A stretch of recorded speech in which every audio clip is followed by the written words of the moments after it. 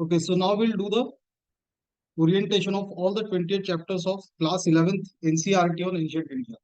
Okay, तो इसके जो जितने भी चैप्टर्स है उसको हम करते हैं. तो first chapter is the importance of Indian history. Now अब ये प्रीलिम्स पॉइंट ऑफ व्यू से इसमें ऐसा कुछ ज्यादा नॉलेज नहीं है.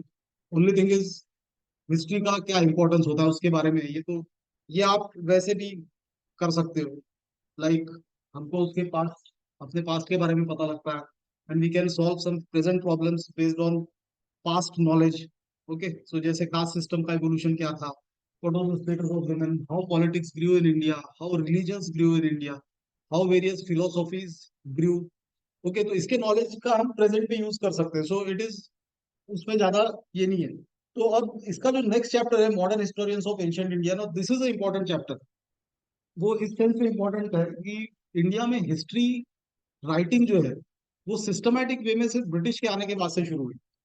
अदरवाइज उससे पहले जो हिस्ट्री राइटिंग होती थी उसमें कोई क्रोनोलॉजी नहीं थी. यानी जो क्रोनोलॉजी का मतलब जो होता है ना कि तुमने सिस्टमैटिकली ईयर वाइज चीजों को अरेंज किया, क्योंकि उसका पहले जो है कोई बेंचमार्क नहीं था. Now see, when British came to India, उन्होंने एक ईयर्स का अपने को एक बेंचमार्क रखना पड़ेगा ना कि तुम किस कहाँ से गिन रहे हो. तो उन्होंने जीसस एडी बीसी जो हम बोलते हैं that is based on Jesus before. अभी उसको कॉमन ईरा बोलते हैं, अभी बीसीई बोलते हैं उसको. ओके, बीसीई यानी बिफोर कॉमन ईरा. तो जीसस, तो common era starts with the birth of Jesus. तो अब ये इंटरनेशनली एक्सेप्टेड प्रैक्टिस है, बिकॉज तुमको कुछ भी अगर शुरू करना है तो उसका तुमको एक बेस लेना पड़ेगा, वहां से तुम आगे हिस्ट्री को लिखोगे. तो उससे पहले जो इंडिया में ऐसा नहीं कि हिस्ट्री लिखी नहीं जाती थी. यानी अब वो कौन लिखते थे? जो किंग्स के बायोग्राफर्स होते थे वो लिखते थे. कुछ हिस्टोरिकल अकाउंट्स फॉरेन ट्रैवलर से मिलते थे, या कुछ ये जो कोर्ट पोएट्स, लिटरेचर्स, ये सारी चीजें जो लिखते थे उससे थोड़ा बहुत हिस्ट्री का ज्ञान मिलता था. बट अदरवाइज उसको सेट नहीं किया था. लेकिन कुछ अटेम्प्ट्स हुए थे इसके भी कि हिस्ट्री राइटिंग हो, तो उसमें बुद्धा की डेथ को एक बेंचमार्क माना जाता था. लेकिन वो प्रैक्टिस भी ज्यादा साल नहीं चली, 200-300 साल चली, उसके बाद वो भी खत्म हो गई. So as such history writing में ज्यादा डेवलपमेंट नहीं थी इंडिया में. It there was a plethora of materials, record, evidences, ये सब पड़े हुए थे, लेकिन उसको सेट करने का जो काम है वो किसी इंडियन ने नहीं किया था. तो वो तो जब ब्रिटिश इंडिया में आया तब से उन्होंने उसको सेट करना शुरू किया. एंड देन उसमें कई सारे हिस्टोरियंस का अपना अपना कंट्रीब्यूशन था. एशियाटिक सोसाइटी वाज सेटअप, है ना. फिर जैसे code of Gentoo laws was translated, और जेम्स प्रिंसेप ने वो उसको जो कुतुब मीनार पे जो पिलर पे जो इंस्क्रिप्शन है उसको फर्स्ट टाइम डिसाइफर किया. ये फिरोज शाह तुगलक ने इसकी एक कोशिश की थी 3rd century 13th century AD में. उसने कई सारे स्कॉलर्स को बुलाया था अलग अलग जगह के, वो नहीं कर पाया. वो एक ब्रिटिश ने किया, उस पूरी स्क्रिप्ट को डिसाइफर किया, उस पे क्या लिखा. तो ये सारी चीजें फिर अब हुआ गया कि ब्रिटिश ने जो मॉडर्न एजुकेशन इंडिया में इंट्रोड्यूस किया उसकी वजह से इंडियंस भी एजुकेट हुए. So many Indians also contributed to history writing. तो अब जैसे इसमें इंपॉर्टेंट हिस्टोरियंस थे Rajendra Lal Mitra. Okay, then RG Bhandarkar, then his son was also there, Bhandarkar son. Then Majumdar was there, Roy Chaudhuri, Nilakantha Sastri, और आलतेकर, जायसवाल. ये ऐसे कई सारे इंडियन हिस्टोरियंस भी थे जिन्होंने अपने अपने कॉन्ट्रीब्यूशन दिए. तो इसमें तुमको फैक्चुअल नॉलेज ध्यान में ऐसी रखनी है कि किन ऑथर्स ने कौन कौन सी बुक्स लिखी थी. ओके, ए एल बाशाम, जिसने वंडर दैट वाज इंडिया लिखा था, which is a very beautiful book. I suggest, I recommend it that everyone should read it as a extra reading. लेकिन और उसमें वो एक जनरली रिटन बुक है, वो कोई यूपीएससी की प्रिपरेशन के लिए नहीं लिखी थी किसी ने. And that is a international best seller, यानी पूरे वर्ल्ड में बिकती है, मिलती है. ओके, वर्ल्ड की लाइब्रेरीज में रहती है. और L Basham was interestingly he was a statistician. So imagine a statistician writing a history book. Okay, तो इसमें तुमको यही करना है. देन ये जो types and sources of historical construction है ना, अगेन ये एक इंपॉर्टेंट चैप्टर इसलिए है क्योंकि इसमें कई सारी फैक्चुअल इंफॉर्मेशन दी गई है जो तुम्हारे प्रीलिम्स के काम आएगी. तो अब जैसे how do you construct history, तो हिस्टोरिकल कंस्ट्रक्शन में तुमको मटेरियल रिमेन्स लगते हैं, जो बचा कुचा क्या है उसको तुम एनालाइज करते हो। यानी मटेरियल रिमेन्स यानी क्या हुआ, किस टाइप की पॉटरी थी, किस टाइप के कंस्ट्रक्शंस थे। ओके, ये सारे मटेरियल रिमेन्स जो है ना आज की डेट में, उसी के बेस पे तो हम कुछ करेंगे। तो इससे तुमको अंदाजा आता है कि किस टाइम पे क्या था। लेकिन अब इसमें इंपॉर्टेंट बात ये एक आती है कि तुमको कोई बिल्डिंग का ढांचा तो मिल गया, लेकिन कितना पुराना है ये कैसे पता चले। वहां पर तुमको कुछ बायोलॉजिकल रिमेन्स अगर मिलते हैं, यानी कोई एनिमल्स के कंकाल, ह्यूमन बींग्स के कंकाल, उनकी तुम कार्बन डेटिंग करो, और फिर ये तुमको पता लगेगा उससे कि ये इतना पुराना है। तो तुमको ईयर्स तो मिल गए, तो तुम ये कर सकते हो कि ये बिल्डिंग इतनी पुरानी हो, ये जो अपने को अवशेष मिला। ओके, सिमिलरली कॉइन्स का एक अलग महत्व है when you construct history, because coins की जो क्वालिटी है और मटेरियल है वो मैटर करता है। कॉइन्स यानी कैसे, जैसे कॉइन्स गोल्ड के थे, टिन के थे, प्रोटीन, लेड, कॉपर। कौन से किंग ने कौन से ये किए थे, अब जैसे जब से ग्रीक्स इंडिया में आने शुरू हुए, इंडो ग्रीक्स, तो they actually inscribed human faces on coins. Okay, तो ये चलन पहले नहीं था, लेकिन फिर बाकियों के भी इसमें मुगलों के या इस्लामिक पीरियड जब आया तो उन्होंने भी उस पर कई सारी स्क्रिप्ट्स वगैरह जो कॉइन्स पे लिखनी शुरू की। ये धीरे धीरे आगे बढ़ा, लेकिन कॉइन्स की क्वांटिटी और मटेरियल, इससे एक बहुत बड़ा इंपॉर्टेंट मैसेज मिलता है, and that is what kind of economy was there. So suppose if you find too many gold coins in a particular era, so what does it suggest? It suggests that the economy was flourishing. Okay, so it was a booming economy in those days. So जैसे गुप्ताज के period में काफी सारे कई सारे gold coins मिले। अब of course Gupta के पीरियड के जो गोल्ड कॉइन्स थे ब्रिटिश कुशन के गोल्ड कॉइन्स से कम थी, लेकिन रिलेटिवली गुप्ताज का एक इंटरनेशनल ट्रेड भी था रोमन एम्पायर के साथ। तो इसकी वजह से भी जैसे तुमको एक आइडिया मिलता है कि जब इंटरनेशनल ट्रेड हो रहा है, डोमेस्टिक इकोनॉमी भी स्ट्रांग है, एम्पायर भी स्टेबल है, तो इकोनॉमी अच्छी रहेगी। तो इकोनॉमी का एक अच्छा एक अंदाजा उससे मिलता है। Then there is another important way of constructing history through inscriptions. Inscriptions मतलब क्या? इंस्क्रिप्शंस यानी जो पत्थरों पे, पत्तों पे या चीजें इंस्क्राइब, इंस्क्राइब वर्ड से इंस्क्रिप्शन है, जो इंस्क्राइब रहता है। And the study of inscription is called epigraphy. Okay, and the study of old writings is called palaeography. तो वो किस लिपि में लिखा है। ओके, पाली, प्राकृत, कौन सी। तो जैसे एक जो थियरी फैलाई जाती है that Sanskrit is the oldest language, लेकिन अगर हिस्टोरिकली उसको तुम देखो तो संस्कृत के ज्यादा ओल्ड होने के प्रमाण नहीं मिलते। यानी जैसे संस्कृत देवी देवताओं की लिपि है और वो लाखों साल पुरानी है, लाख लाख साल पहले तो ह्यूमन भी इवॉल्व नहीं हुए, तो लिपि कहाँ से आ गई, सोचने वाली बात है। तो ये वैसा नहीं है। इट इज लाइक अगर तुम आर्कियोलॉजिकल एविडेंसेस के थ्रू और जो रियल एविडेंसेस है उसके थ्रू अगर ये पता करो, तो Pali Prakrit was first language to be used on inscriptions. Ashokan inscriptions जो मिले वो संस्कृत में थोड़ी ना है। संस्कृत इंस्क्रिप्शंस बाद में मिलने शुरू, second third century AD onwards इसका एंट्रेंचमेंट संस्कृत का ये होना शुरू हुआ। देन वो कोर्ट्स की ऑफिशियल लैंग्वेजेस बनी, उसमें कई सारा लिटरेचर वगैरह कंपाइल हुआ। यानी संस्कृत लैंग्वेज थी। देखो, ये मत सोचना कि लैंग्वेज नहीं, लैंग्वेज थी, लेकिन उसमें जो लिपि है, लिखावट, क्योंकि लैंग्वेज तो ऋग्वैदिक पीरियड से थी। ऋग्वैदिक पीरियड कब था? 1500 बीसी में। 1500 बीसी से 1000 बीसी तक का पीरियड ऋग्वैदिक पीरियड है। उसमें जितने भी हाइम्स कंस्ट्रक्ट हुए वो कौन से थे? वो संस्कृत में ही थे। जो वेद लिखे हैं, जो वेद है आज की डेट में जो वेद पढ़ते हैं, वो उस पीरियड में के हैं। उस पीरियड में लिखे नहीं थे, ये मत सोचना लिखे थे, उस पीरियड के है। ओके, तो क्योंकि तब वो जो है ये सारे मंत्र और ये सब जो है ये वर्ड ऑफ माउथ से जनरेशन टू जनरेशन ट्रांसफर होते थे। और इसमें भी बड़ी बात नहीं है कि कई सारे गायब भी हो गए होंगे, बिकॉज मतलब एग्जैक्टली वही का वही आगे ट्रांसफर होगा इसकी कोई गारंटी नहीं है। तो हो सकता है कि कुछ गायब भी होगी जिसका हमको पता ही नहीं है। तो जिसका पता ही नहीं है उसके बारे में सोचना भी बेकार है। Okay, then another way of studying history is through literary sources. Now literary sources के मामले में India has a very rich heritage. क्योंकि इंडिया में लिखाई और बुक्स लिखना से लेके तो एपिक्स, ये सारी चीजें बहुत सालों से चली आ रही है।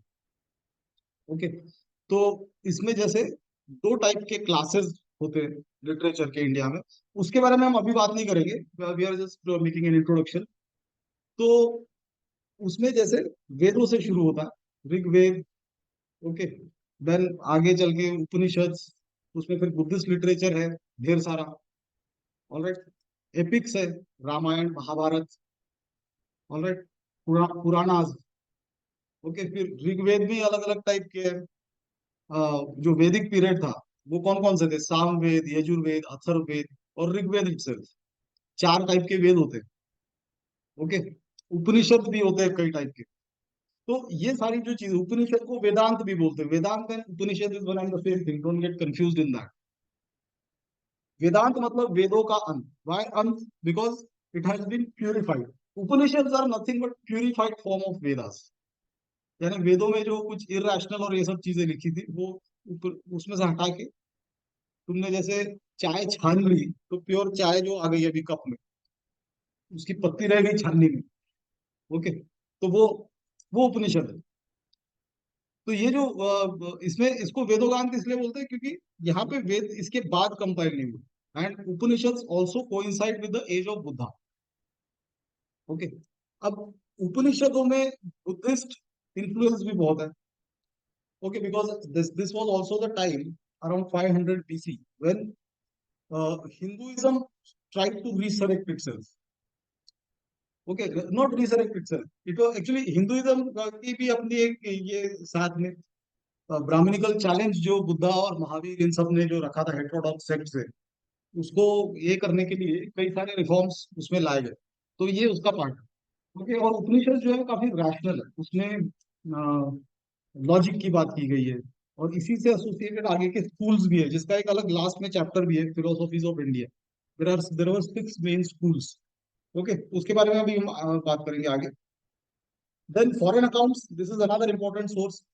फॉरेन अकाउंट्स इसलिए इंपॉर्टेंट सोर्स होता है हिस्टोरिकल कंस्ट्रक्शन का, क्योंकि उसमें छूट का चांस कम रहता है। अब कोई फॉरेनर आगे बेकार नहीं क्यों किसी की तारीफ करके जाएगा अपने, वो तो चला गया, वो तो यहाँ इंडिया आया, उसने विजिट किया, तो चला गया अपने कंट्री में, उसने एक अकाउंट लिखा, उसने क्या क्या देखा, तो उसमें झूठ रहने का चांस कम है ना। वो क्यों झूठ लिखेगा? उसको क्या मिल रहा है किसी राजा की बेकार में तारीफ करके, या किसी जगह को बेकार में क्रिटिसाइज करके? जो है वो लिखेगा। तो इसीलिए जब हिस्ट्री कंस्ट्रक्ट की गई इंडिया की, तो इसमें कई सारे फॉरेन अकाउंट्स को मद्देनजर रखा गया। और उसका और फिर उसको प्रेजेंट अलग फैक्ट्स के साथ, न्यूमिस्मैटिक एविडेंसेस, आर्कियोलॉजिकल एविडेंसेस, इन सब को साथ मिला के फिर हिस्ट्री बनी है। हिस्ट्री जो है वो it is not a figment of imagination. History के पीछे, लिखने के पीछे बहुत बड़ा साइंस होता है और एक बहुत बड़ा रिसर्च होता है। Okay, and it is corroborated by evidences. So it is history is, हमको जो हम पढ़ते हैं यहाँ पे पकी पकाई हिस्ट्री किताब में पढ़ लेते हैं, हमको आसानी से पढ़, लेकिन उसके पीछे एक सालों का और बहुत बड़ा रिसर्च इन्वॉल्व होगा। Okay, similarly then historical sense, अब देखा जाए तो इंडियंस में हिस्टोरिकल सेंस इसमें इस चैप्टर में दिया गया है। It was not that very high because history was not written in a proper way, chronological way. Okay, Vincent Arthur Smith ने फर्स्ट बुक लिखी थी इंडियन हिस्ट्री के बारे में, लेकिन उसमें एक कॉलोनियल टच था, अर्ली हिस्ट्री ऑफ इंडिया जो। तो वो ये था कि जैसे इंडिया में हमेशा फॉरेनर्स के आक्रमण होते रहे, बात सच भी है। अब उसके बुक का 133% पार्ट तो अलेक्जेंडर की इन्वेजन को के बारे में लिखा हुआ है।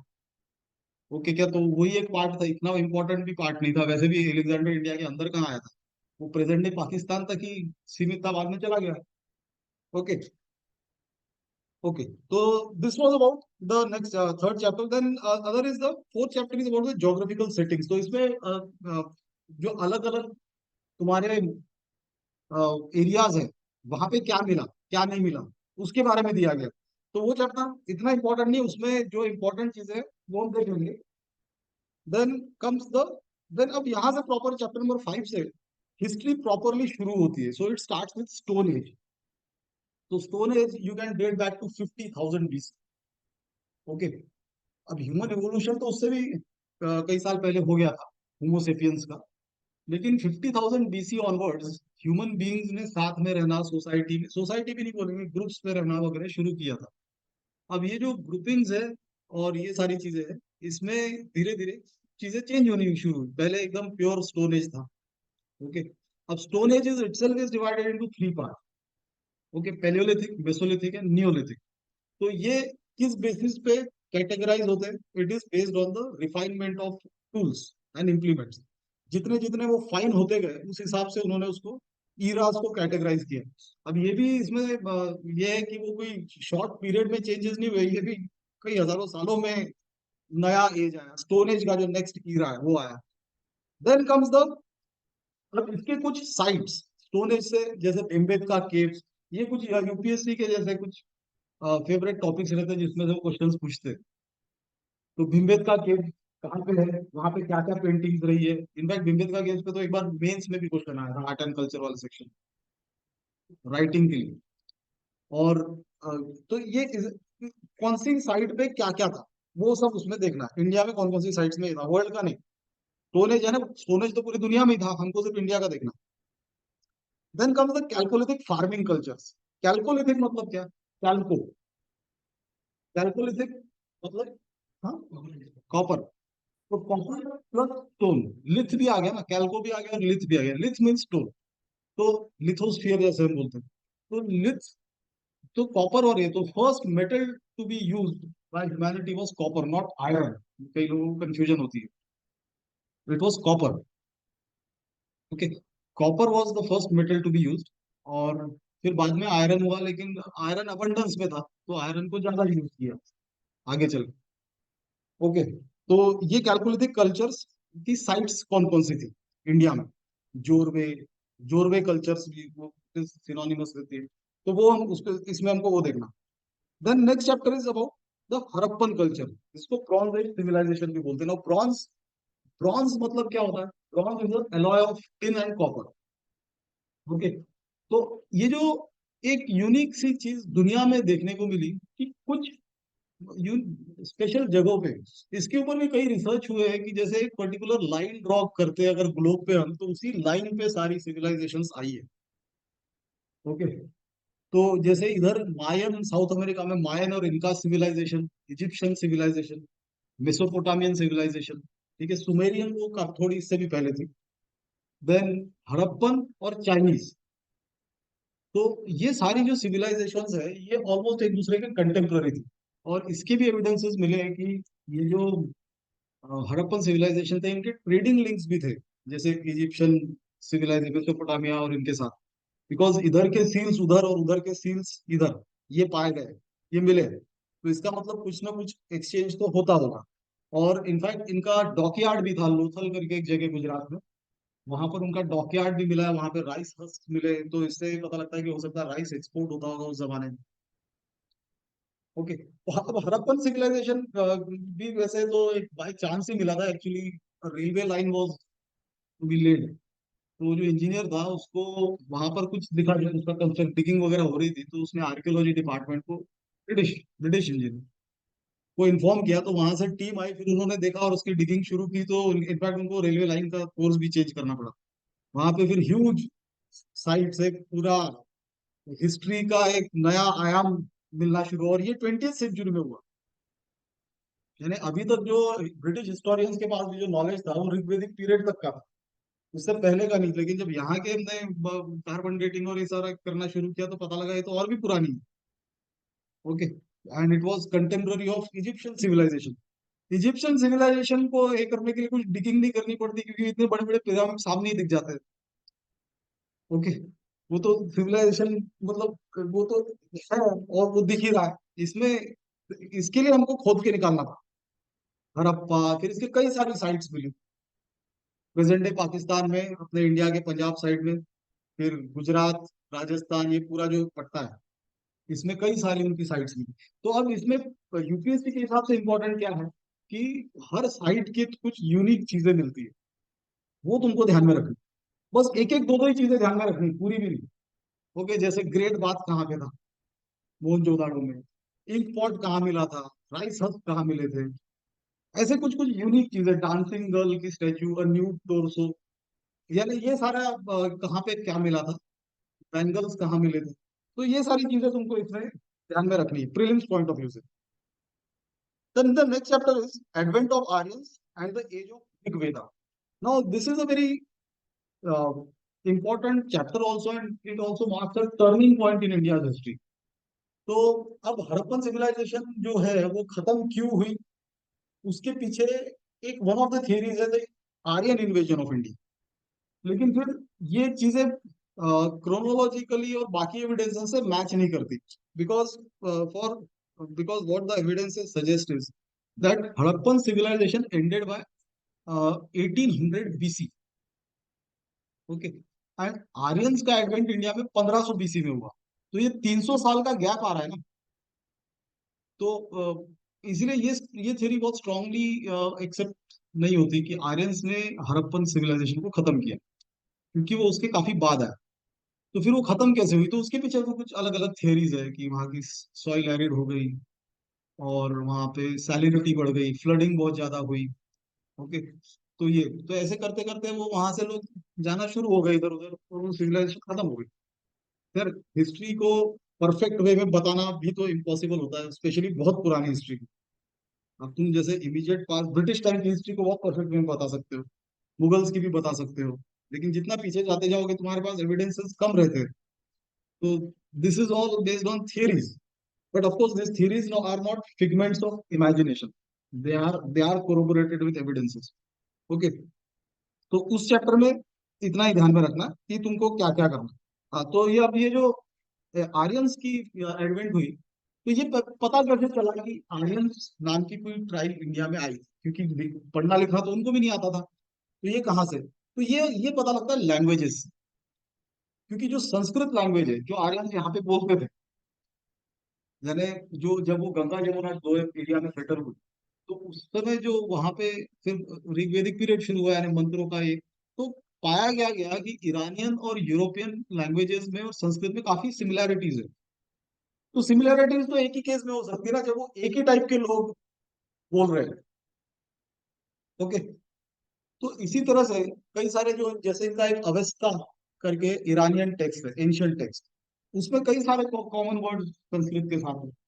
जर्मन लैंग्वेज में कई सारे वर्ड्स है, रशियन, जर्मन और यूरोपियन स्लैविक लैंग्वेजेस जिनको बोलते हैं, जो उधर चेकोस्लोवाकिया और यहाँ से इन एरियाज में बोली जाती है, तो उनमें कई सारी चीजें कॉमन है। कई कई वर्ड्स कॉमनली यूज होते हैं। इस वजह से ये पता लगता है कि एक एक ही टाइप के लोगों ने ये बोला होगा, और इससे पता लगता है कि एक आर्यन इन्वेजन इंडिया में हुआ। इन्वेजन भी नहीं बोलेंगे, इन्वेजन तो उसको तब बोलते हैं कि लोग आए फौज के साथ, दूसरी फौज को हरा दिया और वहां पे राज किया। ये तो नोमैडिक ट्राइब्स थे।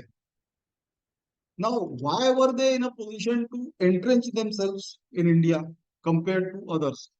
तो यहाँ के जो नेटिव्स थे, एक तो जैसे उसमें आर्यन टेक्स्ट में या इनकी जो कई सारे इसमें ये पता लगता है कि दे अपीयर डिफरेंट, यानी these people are fair skilled because they had migrated from southern Russia, steppe region of Russia.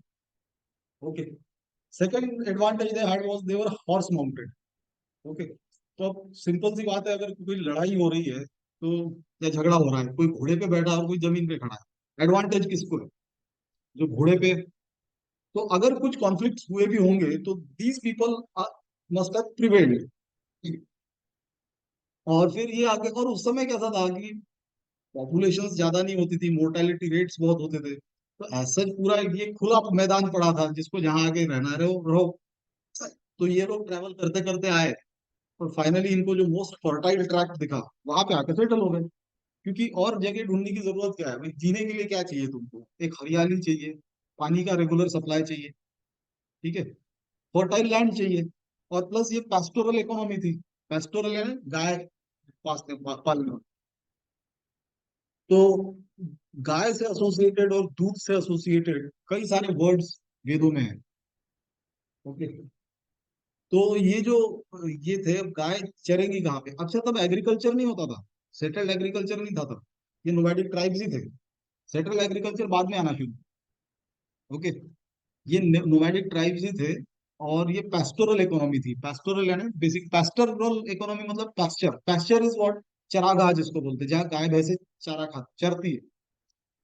Okay, तो इनकी लाइफ से हर चीज जो एसोसिएटेड थी वो काउ से रिलेटेड थी। तो उस समय beef eating was common in India. Okay, गाय का दूध भी पीते थे, गाय को भी खाते थे। देन उसी से एसोसिएटेड सारी चीजें होती थी। गोत्र, जो गोत्र मतलब क्या, काउपेन, है ना। तुमने अपने ग्रुप्स के नाम भी गाय के हिसाब से, है ना, एक गोठे पे डिपेंडेंट जो लोग हैं वो एक ही ब्लड लाइन के हुए, तो वो गोत्र बन गया। सो गोत्र वॉज, उसमें एक्सोगैमी होगी, गोत्र एक्सोगैमी। बट कास्ट एंडोगैमी, खैर वर्ण व्यवस्था भी तब नहीं आई थी, वो भी थोड़ी बाद में आई। क्योंकि अब क्या हुआ कि जब ये लोग मिलने, ये सेटल होने शुरू हुए, एग्रीकल्चरल लैंड, एग्रीकल्चर जब धीरे धीरे प्रैक्टिस होना शुरू हुआ, सो सरप्लस जनरेट होना शुरू हुआ। Now when agriculture surplus is generated, so now everyone does not need to produce food. Okay, when everyone is not required to produce food, अभी हम अपना खाना खुद उगाते हैं क्या? नहीं उगाते, क्योंकि वो हमारे लिए कोई और उगा रहा है। तो हम लोग क्या कर रहे हैं, हम दूसरे काम कर रहे हैं। तो ऐसे ही जब जब कुछ लोग सबके लिए खाना अनाज उगा सकते हैं, तो बाकी लोगों ने एग्रीकल्चर में क्यों रहना, तो बाकी लोग दूसरी चीजों में स्पेशलाइज करते हैं।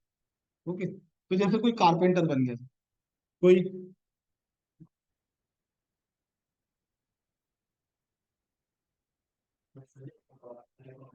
प्रति, what is it? नहीं थे, हाँ, बेटर। हम एंशिएंट इंडियन हिस्ट्री का एक ओवरऑल इंट्रोडक्शन कर रहे हैं इसका। ओके, हाँ, तो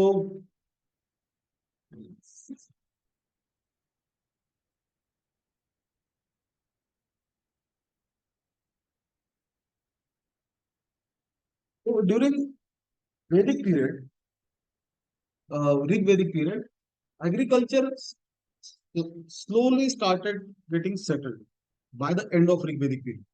और फिर 1000 बीसी ऑनवर्ड्स कौन सा पीरियड शुरू हुआ? It was the letter Vedic period. तो लेटर वैदिक पीरियड में एक्चुअली किंगडम्स आने शुरू हुए। पहले chiefdoms और प्रिंसिपैलिटीज होती थी, बाद में किंगडम्स आने शुरू, लेटर वैदिक पीरियड। और फिर लेटर वैदिक पीरियड ऑनवर्ड भी, जो 10th सेंचुरी एडी ऑनवर्ड भी, जो महाभारत वगैरह हम बोलते हैं, उसका लिखना शुरू हुआ ना। महाभारत और रामायण, ये दोनों लिटरेचर के parts, they are not historical facts. ये लिटरेचर में लिखा हुआ, ये तो एपिक्स है ना। तो इनकी इनकी लिखने की जो शुरुआत हुई वो इस पीरियड में हुई। ओके, ऋग वैदिक पीरियड तक only Vedas were written. Okay, then the next chapter in this book is about the later Vedic phase. Now, transition to the state and social orders. Now, this phase lasted till almost 500 BC. Okay, 500 BC तक जो phase last हुआ, तो 500 साल के period को ये हम letter Vedic period बोलते हैं, बिकॉज उसके बाद age of Buddha start. Okay, उसके बाद बुद्धिज्म, जैनिज्म और एज ऑफ बुद्धा, ये सब शुरू हुआ। तो अब ये लेटर वैदिक पीरियड में क्या हुआ? लेटर वैदिक पीरियड में ढेर सारे किंगडम बनने शुरू हुए।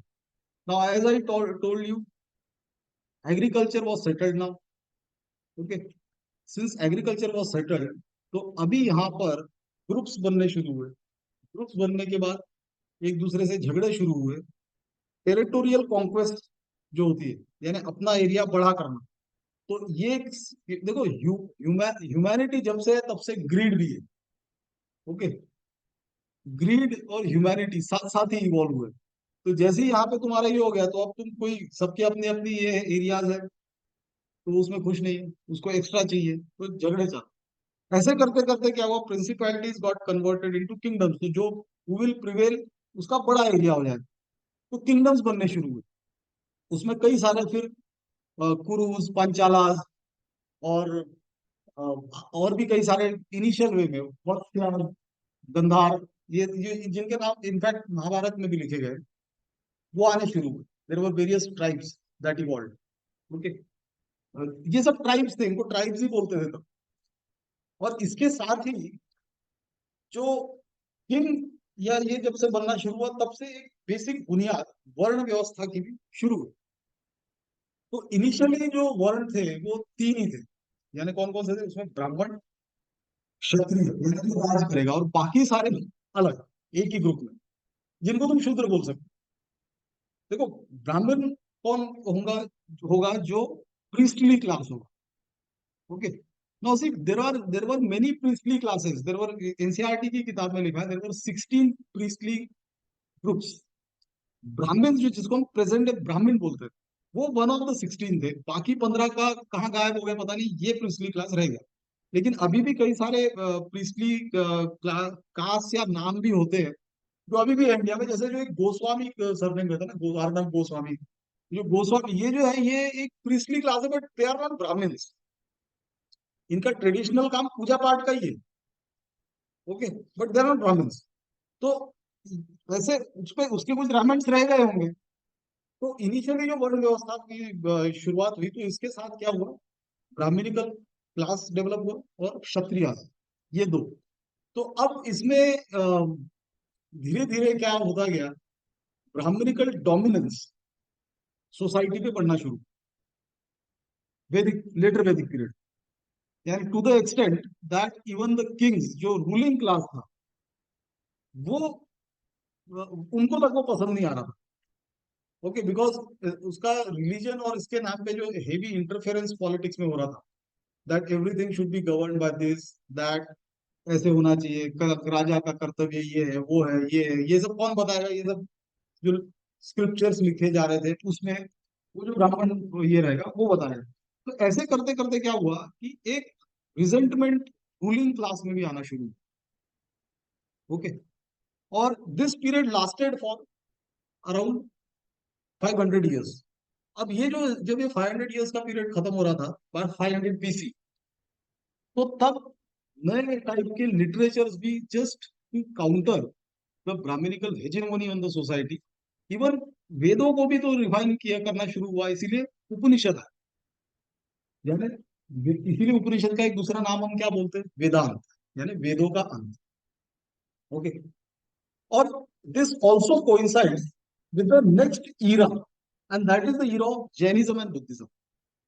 तो अब ये जो जैनिज्म और बुद्धिज्म है, देखो जैनिज्म के फाउंडर जो है, इट इज वर्धमान महावीर और गौतम बुद्ध। तो ये ऑलमोस्ट एक दूसरे के कंटेम्प्ररी थे। इनका अगर लाइफ स्पैन भी देखो तो महावीर का बर्थ जो है बुद्धा के से 40 साल पहले है, यानी is 40 years elder to Gautam Buddh, around 40 years. अब इनकी एग्जैक्ट डेट, आज की डेट में तुम कितना भी रिसर्च कर लो, वो करना तो मुश्किल ही है। ओके, बट स्टिल जो ऑल एविडेंसेस के हिसाब से इन दोनों में 40 साल का डिफरेंस था, और वो उसी एरिया में थे, एक ही एरिया, मगध वाला जो एरिया।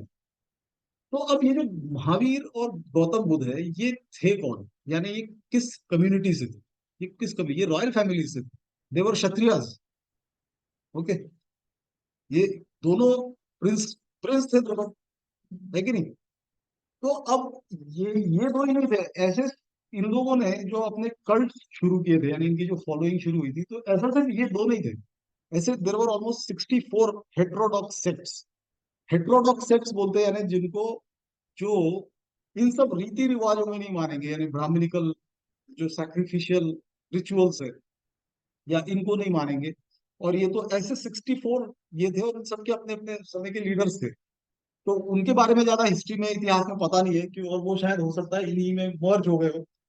लेकिन ये दो जो है, ये काफी मोस्ट प्रोमिनेंट थे। ओके, अब एक एक तो ये दौर ये था कि इकोनॉमी वॉज ग्रोइंग, यानी इकोनॉमी वॉज सब्सटेंशियली ग्रोइंग, और इसमें एक ट्रेडिंग कम्युनिटी इवॉल्व होनी शुरू हुई।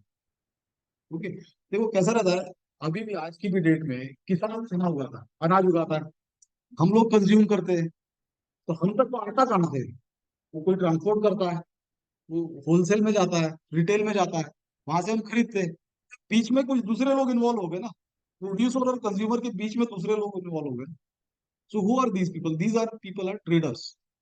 ओके, तो ये जो ट्रेडर, ये जो ट्रेडिंग ये है, ये कम्युनिटी बननी शुरू हुई है। ओके, और ये हुआ क्या कि इनको, इनकी प्रॉस्पेरिटी काफी बढ़ती जा रही थी, तो इन लोगों ने अपने आप का एक हायर स्टेटस क्लेम करना शुरू किया। यानी they also wanted the twice born status, यानी जिसको द्विजा बोलते हैं, dvijas. Okay, earlier only Brahmans and Kshatriyas were dvijas. Dvija मतलब ट्वाइस बॉर्न, मतलब कैसा कि whenever a baby is born, everyone is born as a शूद्र, ठीक है, and he will remain a shudra till his death unless a उपनयन ceremony is performed, that means जिसमें जनेऊ पहनाया जाता है। ओके, तो वो तुम्हारा सेकंड बर्थ हुआ, so this is called a twice born। तो ये स्टेटस जो है उपनयन सेरेमनी परफॉर्म करने का, ये सिर्फ पहले क्षत्रियों को और ब्राह्मणों को था। ये फिर बाद में ट्रेडर्स ने भी, कम्युनिटी ने भी मांगना शुरू किया, and because they had a prosperity, उनकी जो एक, उनके पास एक समृद्धि थी, तो उसकी वजह से उनको वो आसान भी हुआ। तो उन्होंने वो क्लेम करना शुरू किया, फिर इनकी जीनियोलॉजिकल लिंकेजेस ट्रेस की पंडितों ने, और फिर इनको स्टेटस मिल गया। तो तब से वो एक वाइस बॉर्न कास्ट हो गई। ओके, ट्रेडिंग कम्युनिटी जो है वो आज भी है इंडिया में, वेस्ट कम्युनिटी जो बोलते हैं, जैसे अग्रवाल, गुप्ता, ये सब जो रहते हैं। ओके, हाँ, तो ये जो अब प्रॉब्लम क्या हो रही थी कि ये जो इकोनॉमी ग्रो हो रही थी, इसमें ये ब्राह्मणिकल इन्फ्लुएंस हम बेसिकली आड़े आ रहा था। होता क्या था, ये जो जितने भी यज्ञ होते थे, हर चीज के लिए यज्ञ, हर चीज के लिए यज्ञ, पूजा पाठ। बेटा ये चीज एक और तुमको ध्यान में रखनी है कि उस समय जो रिचुअल्स और ये होते थे, तब मंदिर का कॉन्सेप्ट नहीं था। मंदिर, मूर्ति पूजा, ये सब का कोई कॉन्सेप्ट नहीं था। जो जो ओरिजिनल हिंदुइज्म है, उसमें मूर्ति पूजा नहीं है। इनफैक्ट मूर्ति पूजा को तो कई 19th सेंचुरी के सोशल रिफॉर्मर्स ने भी क्रिटिसाइज किया है। उसकी वजह से आदमी हमेशा बर्बाद होता है, सुपरस्टिशियस बनता है। मंदिर, मूर्ति पूजा ये ओरिजिनल हिंदुइज्म का पार्ट नहीं था। इट वॉज सैक्रिफिशियल, यज्ञ होते थे। अब इसका एक इंपॉर्टेंट एस्पेक्ट ये था कि इसमें बहुत सारा सेक्रीफाइस होता था। किसका? काउ सेक्रीफाइस, गो हत्या होती थी। अब वो जो काउस और बुल्स का सेक्रीफाइस होता था, ये इकोनॉमी को हैम्पर भी कर रहा था। कैसा? क्योंकि अगर बहुत सारा ये इंडिस्क्रिमिनेटली होता रहेगा, तो फिर खेतों पे बैल कहाँ मिलेंगे काम करने के लिए? ओके, और फिर उसमें जो ट्रेडिशनल ब्राह्मणिकल सिस्टम था, उसमें ब्याज देना ये सब प्रोहिबिटेड था। कोई भी इकोनॉमी बिना बैंकिंग सिस्टम के नहीं चल सकती। यानी बिजनेस तो बैंक लोन्स पे ही ग्रो होते हैं ना। आज की डेट में भी बड़े बड़े प्रोजेक्ट, अब जैसे अंबानी ने जियो का जब इतना ग्रैंड ये किया, उसने क्या जेब से थोड़ी ना पैसे लगा। इसकी जो पूरी हिंदुस्तान में वो केबल्स की खुदाई वगैरह, वो सब लोन्स लेते हैं, हर कोई लोन लेता है। सारी बड़े बड़े बिजनेसेस जो रहते हैं, वो लोन्स पे ही रहते हैं। ओके, तो ये अलाउड नहीं था। बुद्धिज्म और जैनिज्म, ये जो इन्होंने जो इनके ये थे, इन लोगों ने इन सब चीजों को अलाउ कर दिया। ओके, तो इसीलिए इनके जो डोनर्स थे, वो बहुत सारे ट्रेडिंग कम्युनिटी के बहुत जनरसली इनको डोनेट करते थे। इनका जो संघ था, जैसे बुद्धा का संघ है, उसमें हर कोई अलाउड है, उसमें कोई जात पात नहीं थी। ओके, उसमें इवन औरतें भी अलाउड थी, उसमें इवन जेंडर डिस्क्रिमिनेशन भी नहीं था। So these cult started getting popular, और ये पॉपुलर होते होते इस हद तक पॉपुलर हो गए कि इनकी मतलब फैन फॉलोइंग इतनी बढ़ गई कि इनको रॉयल पैट्रोनेज मिलने लगा। रॉयल पैट्रोनेज यानी राजे महाराजाओं का आश्रय जिसको बोलते हैं, संरक्षण, या इनके वो खुद फॉलोअर्स या फैंस बन गए। ऑलराइट, अब वो बनते भी ऐसे थे क्योंकि देखो कैसा है कि ये दोनों खुद भी रॉयल फैमिलीज से थे। उसमें बुद्धिज्म ज्यादा पॉपुलर हुआ कि खुद भी रॉयल। अब बाकी का राजा है, वो उसका कोई मामा होगा, कोई मौसा होगा, तो कोई इसका भाई, मेरा भाई यहाँ का किंग, यहाँ का। इनकी शादियां भी तो आपस में ही होती थी ना, तो ये वैसे भी रिलेटेड रहते थे। तो इनको धीरे धीरे जब रॉयल पैटर्नेज मिलना शुरू हुआ, तो ये मतलब और ज्यादा फैलना शुरू हुआ। क्योंकि देखो, अगर कोई किंग बुद्धिस्ट बन जाता, तो उसकी प्रजा भी तो बुद्धिस्ट बन जाएगी, है कि नहीं? इसको रॉयल पैटर्नेज बोलते हैं। तो ऐसे करते करते एक टाइम, अशोक के टाइम पे एक टाइम ऐसा आ गया था कि पूरा भारत बुद्धमय हो गया था। यानी the entire country had become Buddhist, and it remained so for a substantial period, but gradually Buddhism started declining. अब वो क्यों डिक्लाइन हुआ, उसके दूसरे रीजन है, वो भी इसी चैप्टर में करने के बाद बुद्धिज्म स्टार्टेड डिक्लाइनिंग। उसमें एक इंपॉर्टेंट उसका एस्पेक्ट ये भी था, द ब्राह्मणिकल रिसर्जेंस। तो वैदिक रिलीजन की जो मैल प्रैक्टिसेस थी, वो ब्राह्मणिज्म ने अपना ली। यानी जैसे उन्होंने वेजिटेरियनिज्म कर दिया, गाय, गाय भी ढेर सारे देवी देवता भर दिए कि गाय ही सेक्रेड हो गई, यानी उसको खाने का या उसको उसकी हत्या करने का कोई मतलब ही नहीं होता। ओके। तो वेजिटेरियनिज्म अपनाया गया, नॉन वायलेंस का कॉन्सेप्ट, और ये सारी चीजें धीरे धीरे जो अपनानी शुरू हुई, प्लस बुद्धिज्म अपने आप में करप्ट होना शुरू हुआ। ओके। अब यही होता ना कि जैसे मोनेस्ट्रीज को इतना डोनेशन और ये मिलता था कि वहां के जो मॉन्क्स थे, वो एक मॉन्क्स का काम ऑस्टियर लाइफ जीना होता है, जैसे बुद्धा जीते थे, भिक्षा पे जीना है। अब ये ऑस्टियर लाइफ जी रहे हैं, अच्छे रोमन एम्पायर से लाए हुए कपड़े पहन रहे, औरतें भी रख रहे। हाँ, तो ये तो फिर तुम्हारा बुद्धि ये नहीं हुआ ना फिर, इसका स्पिरिचुअल और जो वो एस्पेक्ट है वो नहीं रहा अभी। तो ऐसे करते करते उसकी पॉपुलैरिटी कम होनी शुरू हुई, and even there was a strong attempt made on the part of Brahminical religion to resurrect itself. तो और फिर धीरे धीरे पॉलिटिकल पैटर्नेज भी इनका कम होना शुरू हुआ उसके बाद, जैसे उनके मौर्यन एम्पायर के बाद जो किंग्स आए, पुष्यमित्र शुंगा डायनेस्टी, कनव डायनेस्टी, या साउथ में जो सतवाहनास है, इन लोगों ने वैदिक रिलीजन को अपनाया, but they did not accept Pushyamitra Shunga. No one persecuted the Buddhist. कई सारे जो स्तूप और ये सारे बने हुए हैं वो सतवाहनास के टाइम पे भी बने, गुप्तास के भी टाइम पे बने हुए। ओके। तो ये एक उसमें नया दौर शुरू हुआ। ओके। तो ये जो चैप्टर था जैनिज्म और बुद्धिज्म, तो इसमें बुद्धिज्म और जैनिज्म के कुछ तुमको बाकी के एस्पेक्ट्स भी जैसे इसमें ध्यान में रखने हैं, जैसे कि उनके लिटरेचर के बारे में। तो लिटरेचर फिर अलग अलग टाइप के होते हैं, कैनोनिकल, डाइडेक्टिक एंड नरेटिव। तो जैसे बुद्धिस्ट लिटरेचर जो है ना, उसमें पितिकास है, सुत्त पितिका, और कौन सी है, विनय पितिका, हाँ धम्म पितिका। तो ये इसमें से एक डायडेक्टिक है, एक नैरेटिव है, एक कैनोनिकल है। तो क्या है वो अभी डिटेल में अभी बात नहीं करेंगे, we are just doing an introduction to all the chapters. ऐसी जैन लिटरेचर है। ओके। फिर बुद्धिस्ट श्राइन्स, उनकी लोकेशंस मेन मेन कहाँ है, जैनिज्म से एसोसिएटेड चीजें, बुद्धा के से एसोसिएटेड चीजें, जैसे बर्थ कहाँ हुआ, डेथ कहाँ हुआ, फर्स्ट सरमन कहाँ दिया था। ओके। महापरिनिर्वाण कहाँ प्राप्त हुआ। तो ये ऐसी चीज है, ये भी तुमको इसमें करनी है। तो वो प्रीलिम पॉइंट ऑफ व्यू से तो वही ज्यादा इंपॉर्टेंट है। Okay, then the next chapter is territorial states and the first Magadhan empire.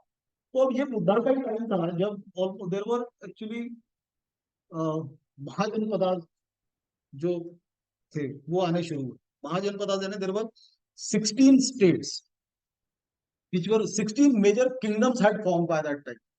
Okay. Avanti, Magadh, इधर कौशाली, वैशाली, और पुरुष, गंधार, वो तो उधर थे अफगानिस्तान साइड के। ऐसे कई सारे नए नए किंगडम्स, लिच्छवी किंगडम, ऐसे कई सारे नए नए किंगडम्स बन गए थे, देवर 16 इन नंबर।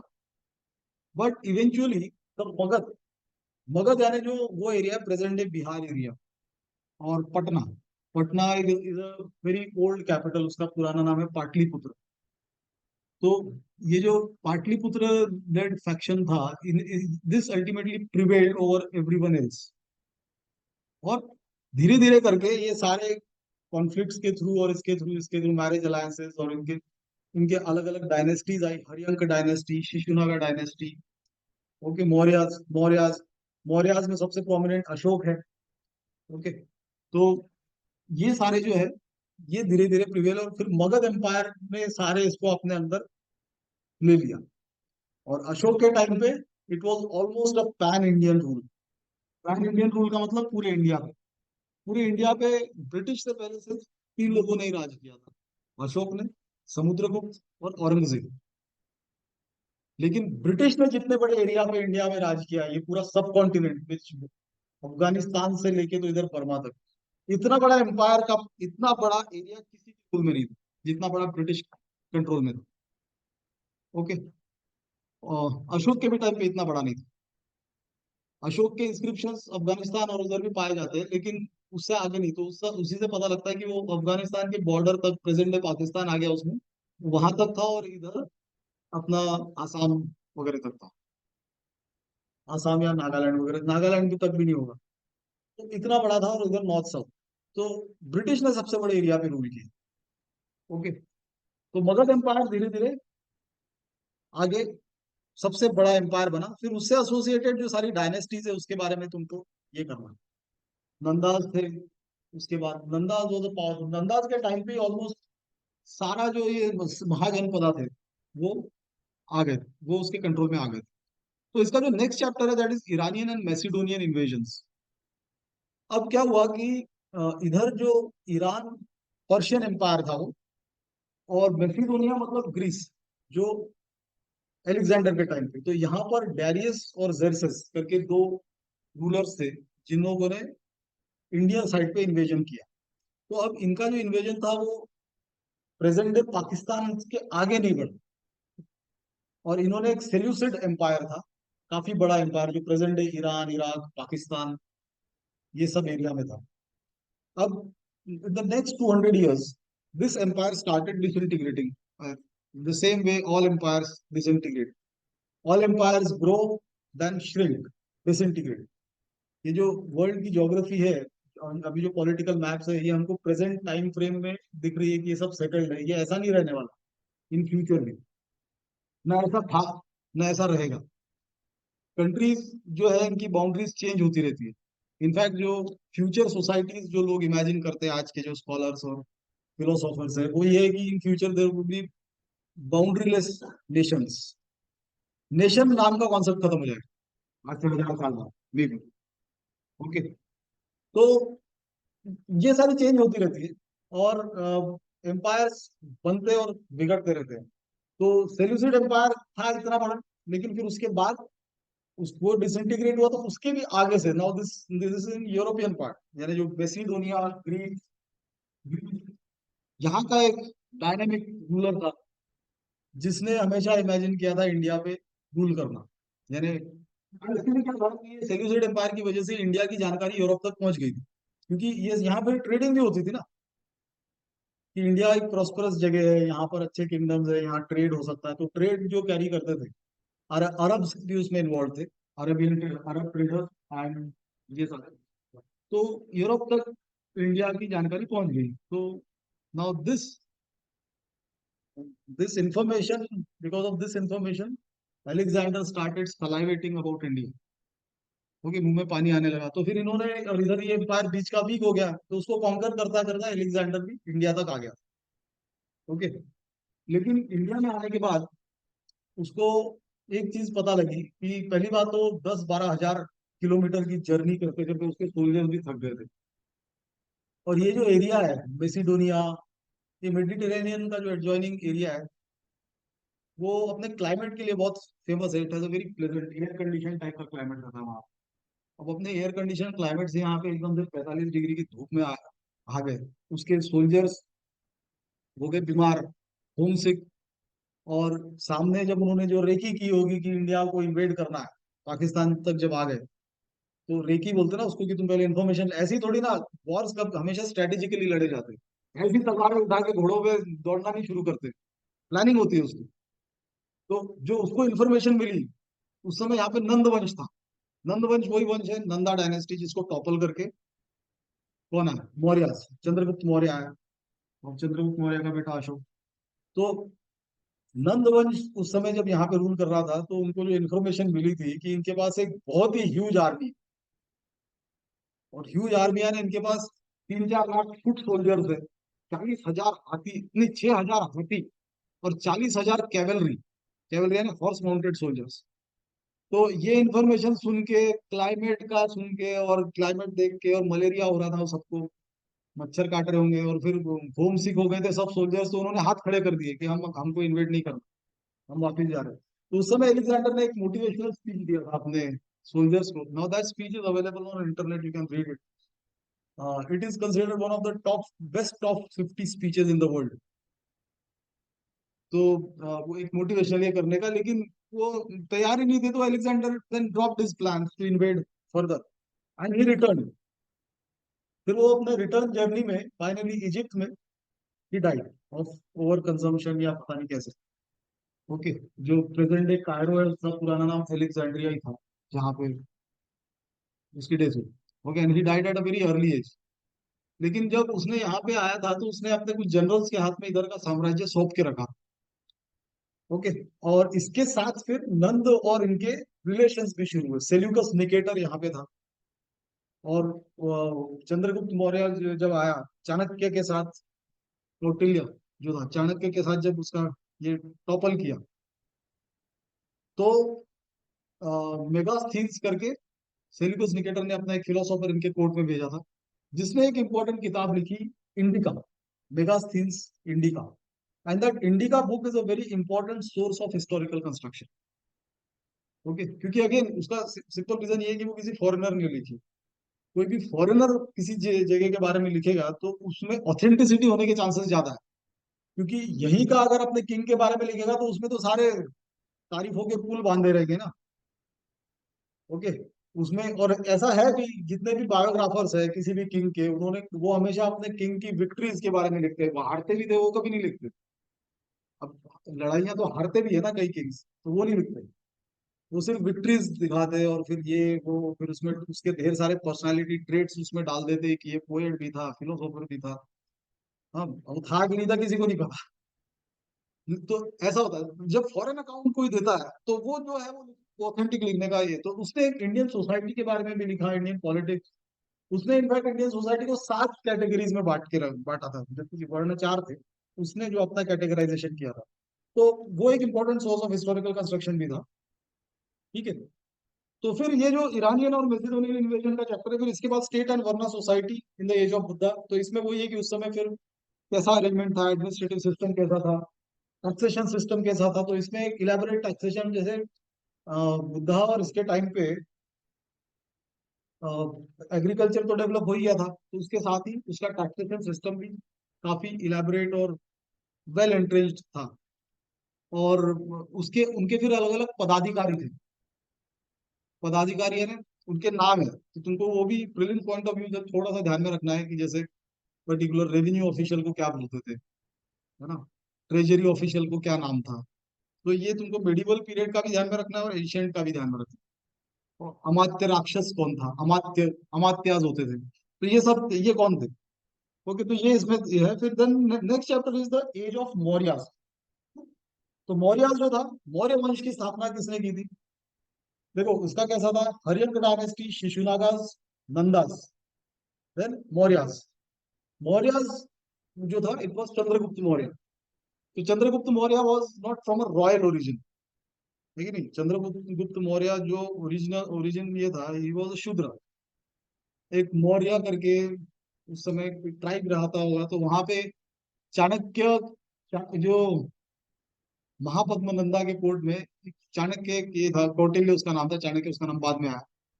कौटिल्य का अपमान हुआ था।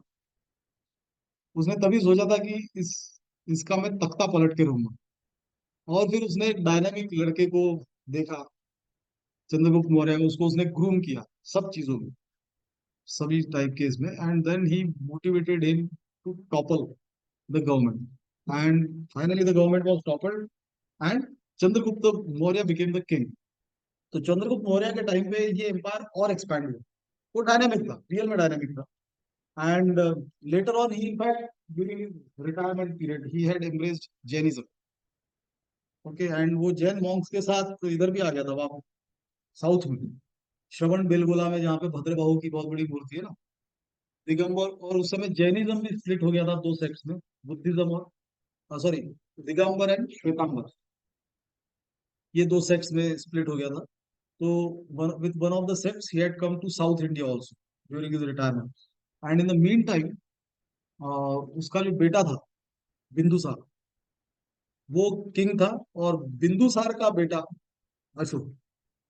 ओके। तो अशोक बिंदुसार के टाइम पे ही ऑलमोस्ट पूरा इंडिया मौर्यन कंट्रोल में आ चुका था। इनफैक्ट अशोक को वॉर नहीं लड़ना पड़ा कोई। अशोक के टाइम पे ऑलरेडी सेट था एम्पायर। उसको सिर्फ उसने अशोक ने एक ही तो मेजर वॉर लड़ा था, कलिंगा वॉर। कलिंगा वॉर जो लड़ा था, एंड वो कलिंगा वॉर में जो हत्याएं हुई थी और ये हुआ, that moved him so much. And one Buddhist monk was also in touch with him, कि उसने वो ये डिसाइड किया कि हम अब मैं ये अपनी पॉलिसी ऑफ कॉन्क्वेस्ट छोड़ देता हूँ यार, लेकिन एक बात इसमें सोचने वाली ये है कि तुम्हारे पास सब कुछ आ गया, अब बोल रहे हो कि कॉन्क्वेस्ट नहीं करना है, बचा ही क्या? ओके, या तो फिर तुमको फिर वो अफगानिस्तान से भी आगे जाना पड़ेगा, वो फिर गवर्न करना तो वैसे भी मुश्किल है, तीन तरफ तो समुद्र है, और इधर भी फिर ऑलमोस्ट सब कुछ तुम्हारे पास आ ही गया है। अब तुम अबैंडन कर रहे हो, then Ashoka decided to become a monk, Buddhist monk, Buddhism ले लिया। लेकिन अशोक ने बुद्धिज्म भले इम्प्रेस किया, वो मॉन्क की तरह रहता भी था, लेकिन उसने राजपाट नहीं छोड़ा था। मतलब उसके सारे बड़े बड़े सेनापति से लेके उसके हाईएस्ट ऑफिसर्स उस मोनेस्ट्री में आके उससे ऑर्डर्स लेके जाते थे कि कैसे चलाना। वो वो सिर्फ पैलेस में नहीं रहता, ऐशो आराम में नहीं रहता। वैसे भी जो हाईली प्लेस्ड ये सब जो ये रहते ना, वो ऐशो आराम में ज्यादा इंटरेस्टेड नहीं रहते, तभी वो इतने बड़े इसको संभालते हैं। औरंगजेब को देखो, औरंगजेब खुद कितनी ऑस्टेयर लाइफ जीता था, यार वो पैलेस में ही रहता था लेकिन जीता बहुत ऑस्टेयर लाइफ से। जो भी ऐशो आराम में आया वो गया, वो उसको उसके घर के ही तो लोग मरवाने को रेडी रहते हैं, नहीं तो कोई सेनापति मरवा देगा कोई, मतलब तुमको हमेशा अलर्ट रहना पड़ता है। जो ताज होता है ना, वो डायमंड से डायमंड स्टडेड दिखता है, वो रियल में कांटों से भरा ताज होता है। ताज कभी भी कांटों से बना हुआ होता है। तुमको हटाने के लिए वहां 20 लोग बैठे हुए, तुमने जहां अपना थोड़ा लीनियंट दिखाया तुम गए। ओके, तो अशोक, अच्छा फिर नॉट ओनली दैट, दो he had embraced a policy of peace, Ashok ने अपनी आर्मी को डिसबैंड नहीं किया था, वो आर्मी उतने उसने उतनी स्ट्रांग रखी। And his policy was all of subjugation of totally centralised administration. Mauryan time पे कंप्लीटली सेंट्रलाइज्ड एडमिनिस्ट्रेशन था, it was a unitary state, जैसे होता ना प्रोविंसेस, वो नहीं, यूनिटरी स्टेट, हर सब चीज कैपिटल से गवर्न होगी। तो इसका एक अलग टाइप का एडमिनिस्ट्रेशन लाया, लेकिन अब of course after Ashok death उसके सक्सेसर्स जो थे, लेटर गुप्त मौर्य, कुमार गुप्त, स्कंद गुप्त, बाकी के ढेर सारे गुप्त जो आए, वो इतने इफेक्टिव नहीं थे। और in the mean time empire फिर डिसइंटीग्रेट होते ही है ना, इधर से इन्वेजन होने शुरू हुए, हुन्स और इन सब के, इंडो बैक्ट्रियंस जो यहाँ पे उसने बैक्ट्रियन किंगडम एक बन गया था ऊपर। तो ये सारे इन्वेजन्स के साथ साथ ये धीरे धीरे मौर्यस का ये कम होना शुरू हुआ। Okay, then comes the next chapter is about Central Asian contacts and their results. तो ये एक इंपॉर्टेंट चैप्टर अगेन इसलिए है क्योंकि इसमें चार मेजर डायनेस्टीज या ग्रुप्स का तुम बोल सकते हो इंडिया से संपर्क हुआ। तो फर्स्ट वॉज जैसे इंडो बैक्ट्रियंस। तो बैक्ट्रियन यानी कौन? ये वही ग्रीक किंगडम है जो एलेक्जेंडर के टाइम पे सेट हुआ था, लेकिन चंद्रगुप्त मौर्य के टाइम पे इनको खदेड़ के ऊपर की तरफ भेज दिया था, यानी पाकिस्तान वाला साइड भी इनके कंट्रोल में था मौर्यास के। ये अफगानिस्तान से ऊपर वाले एरिया में राज कर रहे थे ग्रीक्स। और फिर एक इंडो बैक्ट्रियन शाकास, ठीक है, जिनको स्काइथियंस भी बोलते हैं, एंड देन कुशन्स। और एक और था दैट वाज पार्थियन, वो बहुत कम पीरियड के लिए। पार्थियन है ना, वो जो प्रेजेंट डे ईरान वाला एरिया है, वहां का एक वहां की एक डायनेस्टी थी जो जिन्होंने फिर से इंडिया नॉर्दर्न इंडिया पे कुछ सालों के लिए राज किया था। ओके, तो ये चार मेजर सेंट्रल एशियन कॉन्टैक्ट्स थे। तो अब ये सेंट्रल एशियन कॉन्टैक्ट्स की वजह से बहुत सारा इंडिया के ओवरऑल ओवरऑल मैटर्स में उसका फर्क पड़ा, be it politics, be it art culture, religion से लेके तो तुम्हारा इवन जो कुजीन्स होते हैं, खाने पीने के तरीके, और जो पहनावा होता है, इन सब में जो जैसे आज की डेट में भी जो शादियों में शेरवानी वगैरह ये सब पहनते हैं, ये कुशन्स के टाइम पे इंडिया में आया। ट्यूनिक, वो जो फेटा पंजाबी जो पहनते हैं, सरदार नहीं, जो पंजाबी पहनते हैं एक फेटा, तो वो शेरवानी, और कई सारे जो जूते जूतों के, ये सारे कुशन्स के टाइम पे आए थे, इस टाइप का जो। तो हर चीज में उसका इम्पैक्ट आया, कल्चरली, पॉलिटिकली, रिलीजियसली। तो रिलीजन में मेजर चेंज कैसा हुआ कि बैक्ट्रियन इन्फ्लुएंस की वजह से, यानी इंडो ग्रीक्स, उनको इंडो ग्रीक्स भी बोलते हैं बैक्ट्रियंस को, इंडो ग्रीक्स की वजह से दो मेजर स्कूल ऑफ आर्ट, दो अलग अलग, गंधार स्कूल और मथुरा स्कूल। तो यहाँ पर पहली बार एंथ्रोमॉर्फिक फॉर्म ऑफ स्कल्पटिंग आनी शुरू हुई। एंथ्रोमॉर्फिक स्कल्पटिंग मतलब क्या हुआ? दैट इज ह्यूमन बींग जैसी एग्जैक्टली मूर्तियां। ये मूर्ति कला इंडिया में पहले थी ही नहीं। तुम उसके पहले की अगर इंडिया की इंडियंस की मूर्तियां देखोगे हड़प्पन टाइम की, वो देखो कितनी भद्दी गंदी सी, कोई शेपलेस। तुम एलेक्जेंडर की मूर्ति देखो, वो एग्जैक्टली ऐसा दिखता होगा, वैसी मूर्ति है। तो वो एक आर्ट होगा, स्कल्पटिंग का आर्ट। वो ग्रीक्स की वजह से इंडिया में आया, मथुरा स्कूल में। और जो पहली इंडिया में मूर्तियां बननी शुरू हुई वो थी बुद्धा की, समझ गए।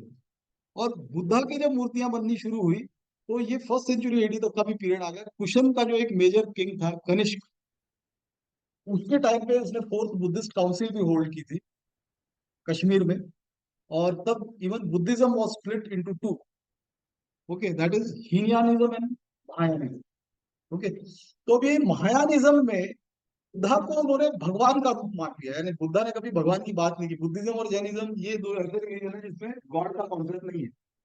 लेकिन बुद्धिस्ट और जैन्स दोनों इनको गॉड मानते हैं। उन्होंने खुद इसका विरोध किया था।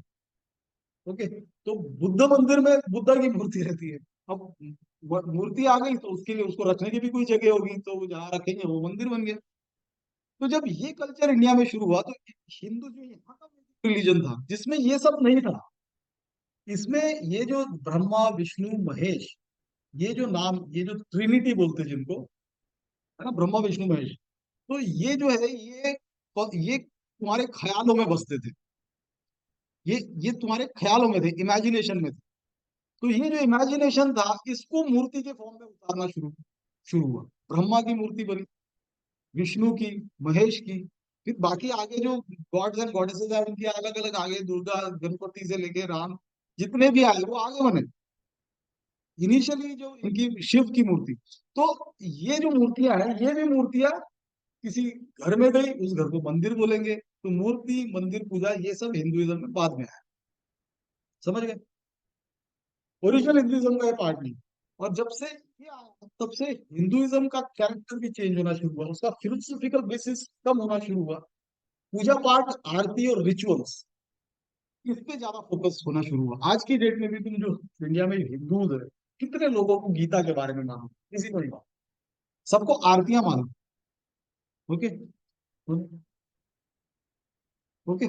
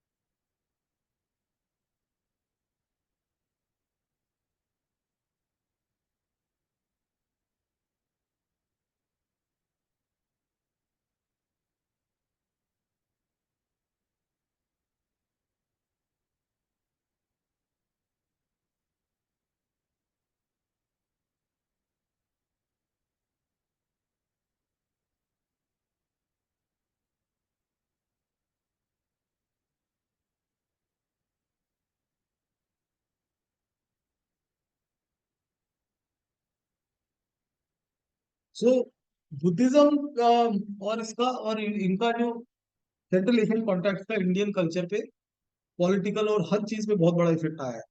उससे इनफैक्ट रेशियल इंटरमिक्सचर भी हुआ, जिसमें इनफैक्ट ये racial intermixture, inter racial marriages Alexander ने खुद ही इनकरेज की थी। तुम इसीलिए देखो ना, नॉर्थ इंडियंस के फीचर्स काफी, भले वो इतने गोरे नहीं होंगे लेकिन उनके फीचर्स काफी नोज और ये यूरोपियंस जैसे रहते हैं। ओके, तो इंटररेशियल मैरिजेस और वो कल्चर, वो सारी चीजें इंडिया में आनी शुरू हुई। उनका स्किन कलर वो डिफरेंट रहता। ओके, तो ये था उसके results. Then comes the age of Satavahanas. तो अब सतवाहनास, देखो, मौर्यस का किंगडम डिक्लाइन होना शुरू हुआ। मौर्यस के बाद देखो किंगडम एम्पायर बड़े होते, फिर वो श्रिंक होते होते फिर वो अब बिहार एरिया तक ही रह गया। तो जब मौर्य का लास्ट किंग जो था बृहद्रथ, उसका सेनापति था पुष्यमित्र शुंग, वो वॉज अ ब्राह्मण। और उसने अपनी अपनी उसी की फौज के सामने उसका मर्डर किया। ओके, और उसने अपना वंश स्थापित किया, जिसको शुंग वंश के नाम से जाना जाता है। तो शुंग वंश में भी तीन चार किंग्स आए, वो क्या इतने इफेक्टिव नहीं थे। और देन उसके साथ ही उसने क्या किया था, यहाँ पे जो बुद्धिस्ट ये था वो उसने रिवर्स किया। यानी उसमें हिंद ब्राह्मणिकल रिलीजन को फिर से रिवाइव किया उससे। और उस चक्कर में वो ये था जो रिकॉर्डेड है हिस्ट्री में, जिसने बुद्धिस्ट मॉनेस्ट्रीज भी जलाई थी, और बुद्धिस्ट मॉन्क्स का भी परसिक्यूशन हुआ था उसके टाइम पे थोड़ा। और फिर बाद में ये Shungas were toppled by another dynasty who were again of Brahmin origin, they were Kanvas. इसका भी यही सेम हुआ, इसका जो लास्ट किंग था उसके सेनापति ने उसका मर्डर किया, कनवास आए। लेकिन तब तक ये बहुत छोटा हो चुका था। But in the mean time जो विंध्यास के नीचे का एरिया, विंध्या माउंटेन्स है उसके नीचे का जो एरिया, जो डेक्कन वाला एरिया, ये एरिया जो था यहाँ पे अभी किसी का सेंट्रल कंट्रोल था नहीं। तो यहाँ पे एक नई डायनेस्टी उभर के आनी शुरू हुई, and that was Satavahanas. Okay. और सतवाहनास वैसे हिस्टोरियंस के हिसाब से देवर ऑफ ट्राइबल ओरिजिन, और ट्राइबल ओरिजिन के तो थे, और but they considered themselves as Brahmins. ठीक है, अब कोई किंग बन गया और वो अपने आप को ब्राह्मण बोल रहा है, तो उसको मना कौन करेगा? ओके। तो ठीक है, उस पंडितों ने उसकी जीनियोलॉजी ट्रेस कर दी, इस वंश का है और इस ऋषि के वंशज है, तो वो बन गए ब्राह्मण। ओके। लेकिन वो ओरिजिनली थे नहीं। तो उनके कुछ किंग्स थे, कुछ अपना गौतमी पुत्र सतकर्णी। ओके। और ऐसे इनके कुछ फेमस किंग्स थे, जिनके अंडर में वो काफी बड़ा एम्पायर बना। और अब इन्होंने भी वैदिक रिलीजन को फिर से बढ़ाना शुरू किया। तो क्या होता है कि रिलीजन्स भी जो स्प्रेड होते हैं उसमें पॉलिटिकल रोल बहुत होता है। बुद्धिज्म भी क्यों स्प्रेड हुआ था, या साउथ में भी जैनिज्म क्यों स्प्रेड हुआ, क्योंकि उसको पॉलिटिकल पेट्रोनेज था। तो अब जब वो प्रोसेस रिवर्स होनी शुरू हुई, तो अगेन वैदिक रिलीजन यानी ब्राह्मणिकल रिलीजन, एक्चुअली इसको हिंदुइज्म नहीं बोलते थे पहले, इसको वैदिक रिलीजन ही बोलते थे। हिंदू ये वर्ड ही तो बाद में आया, 7th सेंचुरी एडी के बाद आया ये वर्ड। ये अरब ट्रैवलर्स ने ये वर्ड लाया, उससे पहले ये वर्ड थोड़ी ना था। अभी जैसे इसीलिए कई लोग अभी जो राइट विंग ऑर्गेनाइजेशंस वगैरह है, और आरएसएस और जो राइट विंग ऑर्गेनाइजेशंस है, वो अभी इसको हिंदू धर्म बोलना थोड़ा ये करते हैं। वो हिंदुत्व वाले ही बोलते हैं, लेकिन वो अभी इसको सनातन धर्म बोलते हैं, क्योंकि ये अरबिक ओरिजिन का वर्ड है। ओके। तो ये जो इनका ये जो आना शुरू हुआ, मतलब पढ़ना शुरू हुआ, तो इसमें इन्होंने लेकिन एक चीज ध्यान में रखी कि इन्होंने बुद्धिज्म को भी उतना ही बढ़ावा दिया। Now they were secular. देखो इंडिया की जो बेसिक परंपरा है, भले ही कॉन्स्टिट्यूशन ऑफ इंडिया में सेक्युलरिज्म एक fundamental right, right to religion is a fundamental right, और secularism is a basic structure of our constitution. ये भले इंडिपेंडेंस के बाद नए कॉन्स्टिट्यूशन में लिखा गया है, लेकिन इंडिया की जो बेसिक परंपरा रही है शुरू से एंशियंट टाइम से, वो सेक्युलर ही रही है। ऐसे बहुत कम किंग्स आए जो कट्टरवाद में विश्वास रखते थे, और वो ज्यादा दिन चले भी नहीं। Even during the Islamic period most of the Kings were secular, क्योंकि उन्होंने सब हिंदूज को कन्वर्ट की कोशिश की, है कि नहीं? मतलब ऐसी कोई मास कोशिश हो रही है कि मास में मुस्लिम बन रहे, हिंदूज को कन्वर्ट करके जबरदस्ती कर रहे, ऐसा कहाँ हुआ? उन्होंने अपनी तरफ से स्प्रेड किया। कई हिंदूज जो आज के डेट में इंडिया में मुस्लिम, जो असमाइल हिंदूज ही थे।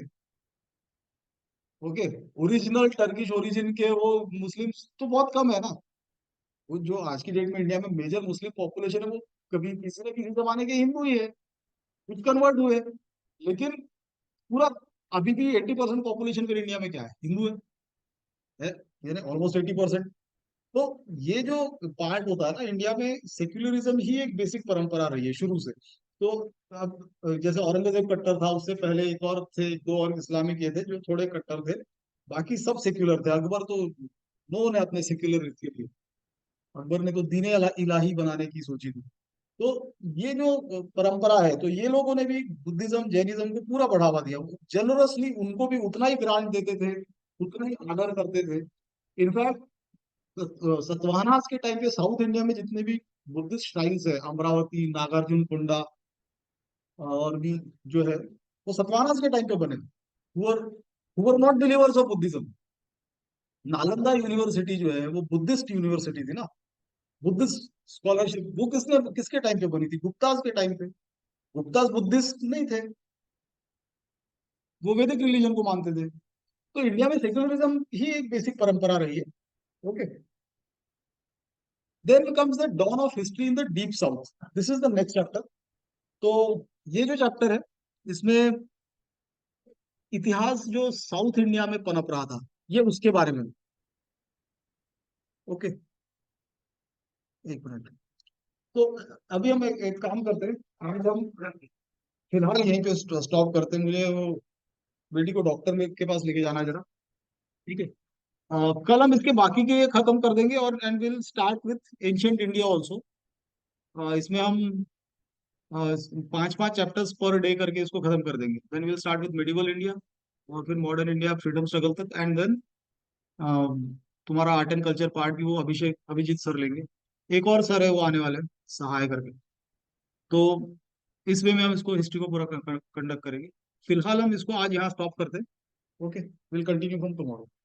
और कल से तुमको इसके प्री पॉइंट ऑफ व्यू से जितने भी नोट्स है वो मैं देना शुरू कर दूँ। फिर तुमको उतना ही करना है, एक रीडिंग मारनी है तो मार लेना एनसीईआरटी की, वरना उतने ही करके बहुत है।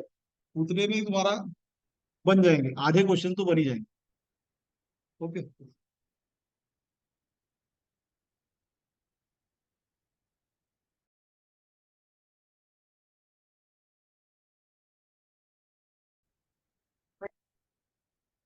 तो chapter number 18 is the dawn of history in the deep south. अब ये डीप साउथ का कैसा था? सेकेंड सेंचुरी बीसी तक यहाँ पर ऑलमोस्ट स्टोन एज चल रहा था, साउथ इंडिया। इवन अशोक के टाइम पे, अगर तुम उसके अशोक के टाइम का मैप देखो, तो एकदम जो डीप साउथ वाला पार्ट था वो उसके मैप में आता नहीं है। अब वो उसने क्यों कॉन्कर नहीं किया, या वो क्यों रह गया होगा, उसके पीछे एक रीजन ये हो सकता है दैट वो वैसे भी वहाँ पे ट्राइबल ओरिजिन के लोग रहते थे, and it was in a very primitive stage. तो स्टोन एज टाइप के वो चल रहा था, तो अशोक ने सोचा होगा कि उसको कॉन्कर क्या करना, वो तो वैसे भी अपने जेब में ही। ओके, तो वहाँ कोई पॉलिटिकल किंग्स और ये सब नहीं थे।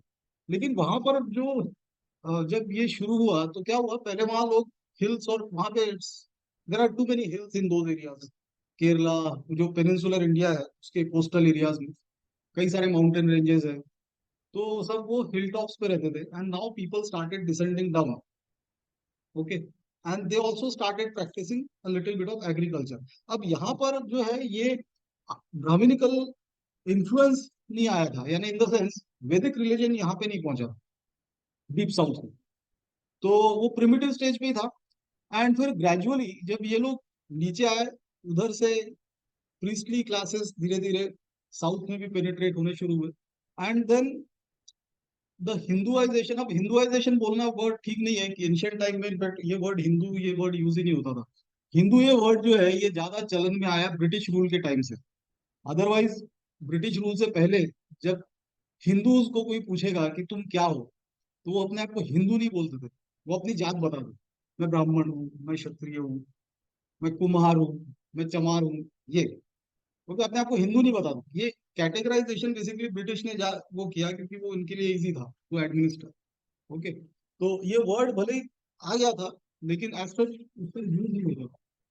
सो पॉइंट इज, धीरे धीरे वैदिक रिलीजन भी यहाँ पे पेनिट्रेट होना शुरू हुआ, and with this grew three major kingdoms in the later part after around 200 years, यानी फर्स्ट सेंचुरी एडी के आसपास। तीन मेजर किंगडम्स यहाँ पर आए, Cholas, Pandyas and Cheras. Okay, Ashokan inscription में एक और किंगडम का नाम यहाँ पे लिखा हुआ है, दैट इज सत्यपुत्रा, जिसका वैसे कोई एविडेंस मिलता नहीं। तो चेरास, चोलास एंड पांड्यास, तो ये तीन, Cheras were confined to Kerala area, then Pandyas जो प्रेजेंट है तमिलनाडु वाला एरिया, एंड चोलास थोड़ा ऊपर जो आज का तेलंगाना आंध्र प्रदेश वाला एरिया है। तो अब ये तीन किंगडम जो है, ये इनकी खासियत ये थी कि ये तीनों अपने आप में एक दूसरे से लड़ते थे, और लड़ लड़ के एग्जॉस्ट हो जाते थे। तो इसमें अलायंसेस होते थे, कभी चेरास और पांड्यास मिलके चोलास को हरा रहे, कभी चोलियास और पांड्यास मिलके चेरास को हरा रहे, हर हर बार दो मिलके एक को हराते थे। और ऐसा करते करते ये इनके किंगडम्स काफी वीक हो गए। इनके भी कुछ फेमस किंग्स और ये सब थे, उनका अभी जिक्र अभी नहीं करेंगे, हम अभी जस्ट इंट्रोडक्शन कर रहे हैं। तो ऐसा करते करते ये वीक होते गए, लेकिन इस एज का एक सबसे मार्क पॉइंट जो है इंडियन हिस्ट्री में, that is in the field of literature. And यहाँ पर उस समय एक उदय हुआ एक न्यू क्लास ऑफ लिटरेचर का, that is called the Sangam literature. Okay, तो संगम लिटरेचर जो है वो इट इज बेसिकली, संगम मतलब क्या, संघ यानी एक congregation, congregation of whom? The poets. Okay, poets, birds, literatures. तो इन लोगों ने मिलकर कई सारा लिटरेचर कंपाइल किया। अब संगम लिटरेचर जो है वो बेसिकली स्टोरीज है।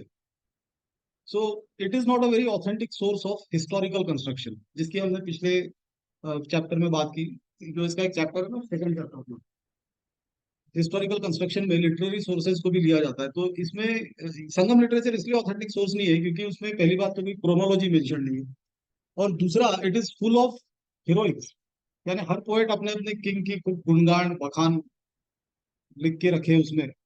और लेकिन अदरवाइज वो इसलिए इम्पोर्टेंट है क्योंकि उसकी वजह से उस समय की सोसाइटी, पॉलिटिक्स, रिलीजन और इसके बारे में कई सारे इंसाइट्स मिलते हैं कि लोग उस समय कैसी लाइफ जीते थे। ओके, सो वो उसका एक बहुत बड़ा सिग्निफिकेंस है। एंड अदरवाइज फिर इनमें ये ज्यादा नहीं था, तो अब चेरास जैसे सेकंड सेंचुरी एडी तक गायब हो गए। फिर पांड्यास, चोलास बचे थे, ये भी वीक हो चुके थे। एक कालाभ्राज करके ट्राइबल ओरिजिन के लोग हु हैड बुद्धिस्ट लीनिंग, इन लोगों ने इन तीनों को खदेड़ दिया था, और तीनों ही किंगडम्स खत्म हो गए थे ये। और इन्होंने कोई अपना राज भी स्टैब्लिश नहीं किया, ये ट्राइबल टाइप के ओरिजिन के लोग थे। And for a brief period of around 200 years after third century AD to fifth six century AD वगैरह तक यहाँ पे कोई पॉलिटिकल पावर भी नहीं थी। Then again Cholas resurrected, Pandyas also resurrected, Cheras also, Cheras came back in around 7th 8th century again। Cholas तो तीन बार आए और गए, एक इस पीरियड में थर्ड सेंचुरी एडी तक, बाद में 7th 8th सेंचुरी में, और फिर बाद में 9th to 12th century AD तक एक चोला एम्पायर बहुत बड़ा था। तो उस समय Chola empire in fact South East Asia वगैरह तक पहुंच गया था। उसमें एक उसका उन्होंने नाम भी रखा था गंगाई चोल कोंडपुत्रम, गंगाई कोंडा चोलपुत्रम, यानी ये इसने गंगा तक, ये क्या था, गंगा ने यूपी की गंगा नहीं, बंगाल साइड की गंगा तक अपना ये फैलाया था। और इधर साउथ ईस्ट एशियन कंट्रीज वगैरह पे भी इनका प्रभाव था। तो वो एक अलग, वो फिर मिडिवल इंडिया में आया था, वो जो चोला है, वो इंडिया में नहीं आया। ओके, तो इस तरह से वहां पर there was a dawn of history, उसके बारे में इस चैप्टर में तुमको देखना। Then chapter number 19 is crafts, trades and towns in the post Mauryan age. तो इसमें बेसिकली पोस्ट मौर्यन एज में, पोस्ट मौर्यन एज यानी अब क्या हुआ, मौर्य के बाद कौन आए थे नॉर्थ में, मौर्य के बाद नॉर्थ में कौन आए थे, शुंगास, शुंगास देन कनवास। साउथ में इधर सतवाहना डायनेस्टी आ गई। तो इस समय जो इनके क्राफ्ट ट्रेड्स और ये थे, now they had become elaborate. In fact Satavahanas के टाइम पे it was quite a flourishing economy. और it is by and large history की बुक्स में ऐसा लिखा है कि people were quite happy in the age of Satavahanas. Okay, now Satavahanas again followed the Vedic religion, but of course they equally promoted Buddhism. उनके time पे कई सारे बुद्धिस्ट श्राइन्स और ये सब भी बने हुए। ओके, तो अब इसमें मनी इकोनॉमी शुरू हो गई थी। मनी का चलन तो खैर बुद्धा के टाइम से ही होना शुरू हो गया, और बुद्धा ने उसी जमाने में कहा था it is the worst discovery of Mankind.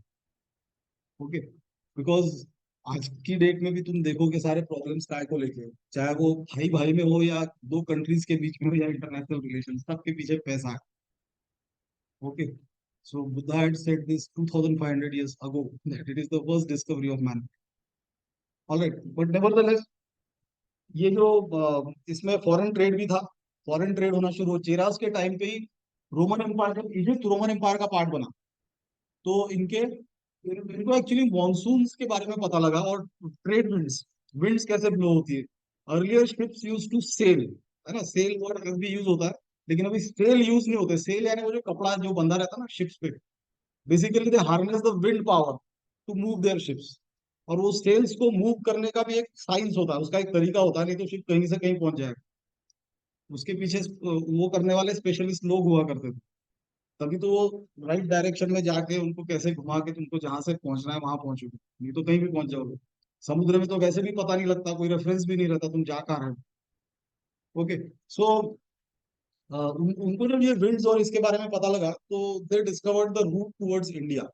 And फिर साउथ से चेराज का एक्चुअली रोमन एम्पायर के साथ में अच्छा ट्रेडिंग ये था जो। और उसमें इनका काफी इंटरचेंज, वहां से wine and women were sent to India. Then India से spices, gold, diamond, precious stones, ये सब उधर जाते थे। और मेन तो ये था स्पाइसेस का ट्रेड। ओके, तो इस हिसाब से ये मनी और ये इसकी इकोनॉमी उस समय फ्लरिश कर रही थी। अच्छा, then in nine the chapter number 20 is about the rise and growth of the Gupta empire. Now this is another very significant event in India history. Now Guptas जो है, नाउ ये लोग वैश्य ओरिजिन के थे, यानी गुप्ताज जो अपने प्रेजेंट डे गुप्ता बनिया, तो वो वैश्य ओरिजिन के थे। And they also followed Hinduism, Hinduism या वैदिक रिलीजन। बट गुप्ताज का ओरिजिन कैसे हुआ, अब जैसे हर एम्पायर के साथ होता है, जब एक बड़ा एम्पायर डिसइंटीग्रेट होना शुरू होता है, तो कुछ छोटे जो उसके फ्यूडेटरीज रहते हैं, जो उसमें से कोई डायनामिक रहता है, वो अपना बाकी का एरिया कैप्चर करना शुरू करता है और अपने किंगडम को ग्रो करता है, और उसका किंगडम बाद में एम्पायर बनता है। तो Gupta's were initially the feudatories of cushions. Okay, cushion का जो लास्ट ग्रेट किंग था वॉज ही कनिष्क, जिसने फोर्थ बुद्धिस्ट काउंसिल भी होल्ड की थी कश्मीर में। और उसके बाद कनिष्क के बाद से, उसके बाद भी कुछ किंग्स रहे इनके कुशन्स के, लेकिन वो इनफेक्टिव थे। वो हर एम्पायर के साथ होता है, सभी के साथ ऐसे ही होता है। मौर्यस के साथ हुआ, मुगल्स के साथ हुआ, किसके साथ नहीं हुआ।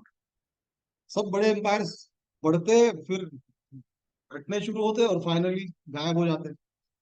गुप्ताज के साथ भी तो ऐसे ही हुआ। तो गुप्ता, अभी यहाँ पर इन्होंने ये बढ़ने शुरू हुए, और धीरे धीरे करके इनके कुछ डायनेमिक किंग्स आए।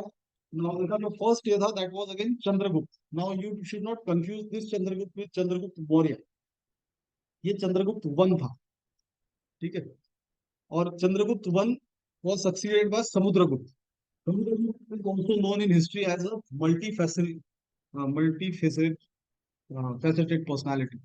So he was a lyricist, poet, philanthropist, or musician, and very dynamic king. तो उसने भी वही सिस्टम अपनाया था जो आगे अकबर ने और इवन ब्रिटिश ने भी अपनाया। तो जैसे क्या होता है सुजरेनिटी का, तो ही subjugated almost the entire country. और समुद्रगुप्त के टाइम पे, अशोक के बाद पहली बार समुद्रगुप्त के टाइम पे फिर से एक पैन इंडियन रूल जैसा एस्टेब्लिश हुआ था अंडर गुप्तास। ओके, तो वो बेसिकली उनका सेंट्रलाइज्ड कंट्रोल नहीं था जैसे मौर्यास का था, जैसे अशोक का था, एक्सट्रीमली सेंट्रलाइज्ड एडमिनिस्ट्रेशन, वैसा इनका नहीं था। लेकिन nevertheless the other kingdoms owed their allegiance to the Guptas under Samudragupta. Samudragupta was succeeded by Chandragupta two. ठीक है, again this both this Chandragupta should not be confused with Chandragupta Maurya. तो चंद्रगुप्त टू, और ये इसके अंडर में भी कई सारे गुप्ता एम्पायर, गुप्ता एज का एक बहुत बड़ी खासियत ये है कि इस दौर में लिटरेचर का बहुत ज्यादा पॉपुलराइजेशन हुआ। और उस समय के एक से एक जो लिटरेचर्स थे, कालिदास जैसे, आज की डेट में कालिदास सम्मान एक गवर्नमेंट ऑफ इंडिया ये देती है, which is one of the highest prizes literature. तो कालिदास की जो किताब है मेघदूत, वो अभी भी, या अभिजान शकुंतलम, एक जो इसी पीरियड की किताब है, वो top 50 works of the world में आती है। ओके, तो इस टाइप से इसमें ये हुआ। फिर इनके टाइम पे आर्किटेक्चर ज्यादा इलेबरेट नहीं था, लेकिन बाकी फिर हर फील्ड में इनका एक्सपेंशन था, including the economy. Now Guptas were able to out the Shakas from Gujarat. Shakas were again Scythians, जो उधर नॉर्थ से आए थे, ये फॉरेन इन्वेडर्स में से थे। तो उनको वहां से हटाने के बाद उनका जब गुजरात एरिया पे जब कब्जा हुआ, तो उनका फिर अगेन रोमन एम्पायर के साथ ट्रेड शुरू हुआ। और उसके साथ ही Gupta economy was also flourishing, agriculture was doing well. Anyways, Gupta empire जो था वो विंध्यास के ऊपर था, यानी नॉर्थ इंडिया में। तो अगर तुम देखोगे कि यूपी बिहार वो सब जो बेल्ट है, तो वैसे भी ग्रीन बेल्ट है। There are so many Himalayan rivers, fertile lands. तो Gupta age is also known as the golden age of India. Okay, और इकोनॉमिक फ्लरिशिंग थी, उसके प्रमाण इससे मिलते हैं कि उनके टाइम पे के सबसे ज्यादा गोल्ड कॉइन्स अभी तक मिले हैं। देखो, ये हिस्ट्री चेंज भी हो सकती है, मान लो बाद में किसी और डायनेस्टी के सबसे ज्यादा गोल्ड कॉइन्स मिले, तो हो सकता है उसको बोलेंगे। फिलहाल तो प्रेजेंट स्टेटस ये है, and this status is likely to continue. Why? Because ये जो कुछ हिस्टोरिकल रिसर्च हुआ है ब्रिटिश के टाइम पे हुआ। गवर्नमेंट ऑफ इंडिया कोई हिस्टोरिकल रिसर्च नहीं करती। जो आर्कियोलॉजिकल सर्वे ऑफ इंडिया और ये सब जो ऑर्गेनाइजेशन है, एक्सकेवेशन, जिनको जिनका काम है करना, रिसर्च करना, ये सब डिफरेंट ऑर्गेनाइजेशन है। ओके, तो historical research as such paper इस पे ज्यादा होता है। पीएचडी वगैरह जो होती है वो मतलब पुराने रिकॉर्ड्स को छान के उसी को करो। एक्चुअली हिस्ट्री के जो होता है ना, हिस्ट्री कंस्ट्रक्ट करने का काम, वो नहीं होता ज्यादा। क्योंकि ये जो हिस्ट्री लिखी गई है, ये जो ब्रिटिश टाइम से लिखी गई है ना, ये ज्यादा कहाँ चेंज हुई है, इसका मतलब कोई ज्यादा रिसर्च हुआ नहीं है। या रिसर्च हुआ भी होगा तो इन्हीं चीजों, इन्हीं फैक्ट्स को कोरोबोरेट किया होगा। ऑलराइट, तो गुप्ता एज वॉज, तो गुप्ताज में काफी सारी चीजें। और एक और चीज ध्यान में रखनी है, there are, this is one of the favourite topics also of UPSC in terms of prelims. Ancient India में भी यूपीएससी कुछ टॉपिक्स है जिसपे यूजुअली क्वेश्चंस पूछते हैं, तो Gupta age is one of them.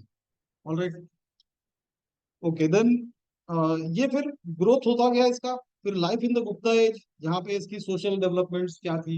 इनका एडमिनिस्ट्रेटिव सिस्टम बहुत इलेबोरेट था, इनके अलग अलग डिपार्टमेंट्स थे, और ये सब मिनिस्ट्रीज थी। Agriculture was doing well. इनके यही एज था जिसमें भगवतिज्म, जो कल्ट्स होते हैं, वो शुरू हुए। And Buddhism also flourished. Now Guptas were again, though they belong, they were of, they believed in Vedic religion, but they were also secular and they equally promoted Buddhism. In fact, जो Nalanda university है, वो किसके time पे बनी थी? गुप्ताज के time. Okay, Nalanda university housed almost 3000 students, and जिसमें पूरा बुद्धिस्ट टीचिंग्स होती थी। तो ये सब गुप्ताज के टाइम पे ही हुआ। तो ये सब बेसिकली इंडिया की परंपरा ही सेक्युलरिज्म की रही है, हमने पहले भी बात की है। इंडिया के इंडिपेंडेंट इंडिया के कॉन्स्टिट्यूशन में उसका बेसिक फीचर रखा गया है सेक्युलरिज्म, लेकिन इंडिया शुरू से ही सेक्युलर। तो इसीलिए इंडिया को हिंदू राष्ट्र की बात करना वैसे भी बेकार है, क्योंकि इंडिया हिंदू राष्ट्र कभी था ही नहीं। इंडिया में सेक्युलरिज्म की ही परंपरा रही शुरू से। ओके, देन इसका जो फिर नेक्स्ट चैप्टर है, chapter number 22, that is spread of civilisation in eastern India. Now अब कैसा था ईस्टर्न, यानी जो एक्सट्रीम ईस्ट, जैसे इसमें कामरूप किंगडम था आसाम में, फिर उड़ीसा में कुछ मालास, और ऐसे कुछ किंगडम्स थे। अब now it is small chapter, और उसमें उसको छोड़ भी दिया तो चलेगा, उसमें कभी क्वेश्चंस वगैरह आते नहीं है, but for your understanding and connectivity of history उसका एक रीडिंग मार लेना चाहिए, क्योंकि तुम्हारे कनेक्शंस बनेंगे उससे। लेकिन ऐसा उससे ज्यादा उनका बहुत बड़ा वो कैसे छोटे छोटे किंगडम्स थे, ज्यादा ये नहीं थे। वर्मन डायनेस्टी थी एक, इधर आसाम में। और तो ये इनके थे, लेकिन ये कोई बड़े कभी एम्पायर जैसे नहीं बने, और ये जनरली आगे पीछे चल के किसी बड़े एम्पायर का पार्टी बन जाते थे। तो फिर भी इनके कुछ थे छोटे मोटे king. Then next chapter is chapter number 23, now again ये एक अगेन सिग्निफिकेंट पीरियड है इंडियन हिस्ट्री का। तो हर्षवर्धन जो था, he was he belong to the Pushyabhuti dynasty. ये पुष्यभूति डायनेस्टी थी, again they were feudatories of Guptas. Gupta empire था, फिर आगे के चंद्रगुप्त टू के बाद जितने गुप्ताज आए। ओके, तो कुमार गुप्त, स्कंद गुप्त, और फिर ये जितने गुप्ताज आए, फिर स्कंद गुप्त तक वो ठीक था। उसके बाद से हुन्स का एक नए इन्वेडर्स इंडिया में आए थे, हुन्स, जो कि आके इंडिया में सेटल हुए। अभी जो जो आज के राजस्थान वगैरह के जो राजपूत है, वो उनके डिसेंडेंट्स है सब।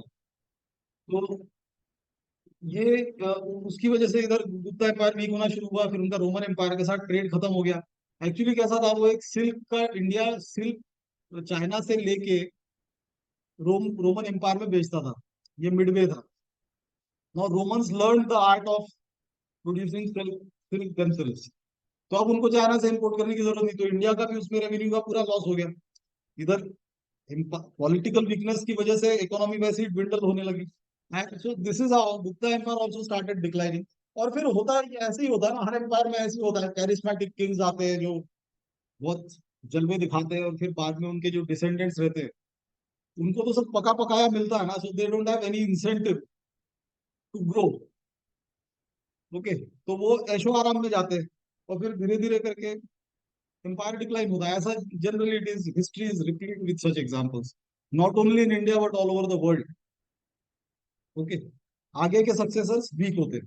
तो ऐसा करके ये लोग जब डिक्लाइन हो रहे थे, तो इसमें हरियाणा में थानेसर, अभी जो एक डिस्ट्रिक्ट है, वहां पे एक किंगडम, वहां पे एक फ्यूडेटरी थे पुष्यभूतिस करके। तो पुष्यभूति डायनेस्टी में से हर्षवर्धन निकले। So Harshavardhana then again brought the entire north India under his control. And मतलब इधर आसाम वगैरह तक उसका एम्पायर था, विंध्यास के ऊपर। लेकिन विंध्यास के नीचे उसने कई कोशिश की अपना एम्पायर एक्सपैंड करने की, वो नहीं हो पाया, बिकॉज अगेन विंध्यास के नीचे एक नई डायनेस्टी आ गई थी after the Satavahana, that was the Chalukyas. Okay, फिर आगे चल के चालुक्यास भी अलग अलग इसमें स्प्लिट हुए, Chalukyas of Badami, Chalukyas of Kalyani. Okay, तो तीन टाइप के थे चालुक्यास, उसके वो आगे आएंगे। तो ये जो हर्षवर्धन का पीरियड था, now again it was a glorious period. Harshavardhana was initially, he was a शैवाइट।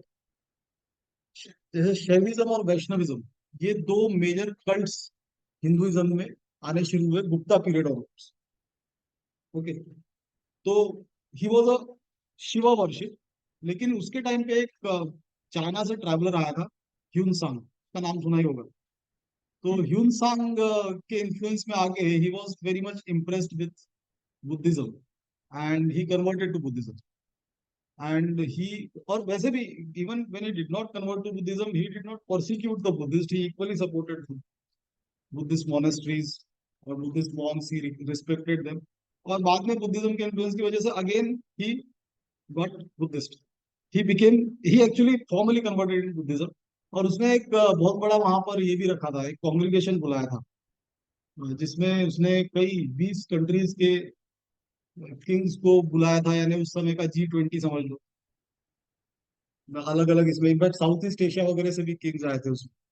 और उसमें फास्ट ह्यून सांग ने काफी बुद्धिज्म का ही प्रचार किया था। इनफैक्ट उसमें हर्षवर्धन पे एक असैसिनेशन अटेम्प्ट भी हुआ था, बिकॉज द ब्राह्मण पीस, they found this his leaning toward Buddhism, और उनकी रेवेन्यूज और ये सब ये खत्म होने वाले थे, तो उसका असैसिनेशन अटेम्प्ट भी हुआ था, जो पकड़ा गया पूरी कॉन्स्पिरेसी, और सबको जेल भेज के एग्जीक्यूट भी, सजाए मौत भी मिल गई। तो हर्षवर्धन के टाइम पे ये काफी फेमस था और काफी आगे बढ़ा। और नालंदा यूनिवर्सिटी को भी उसने जनरस ग्रांट्स दी।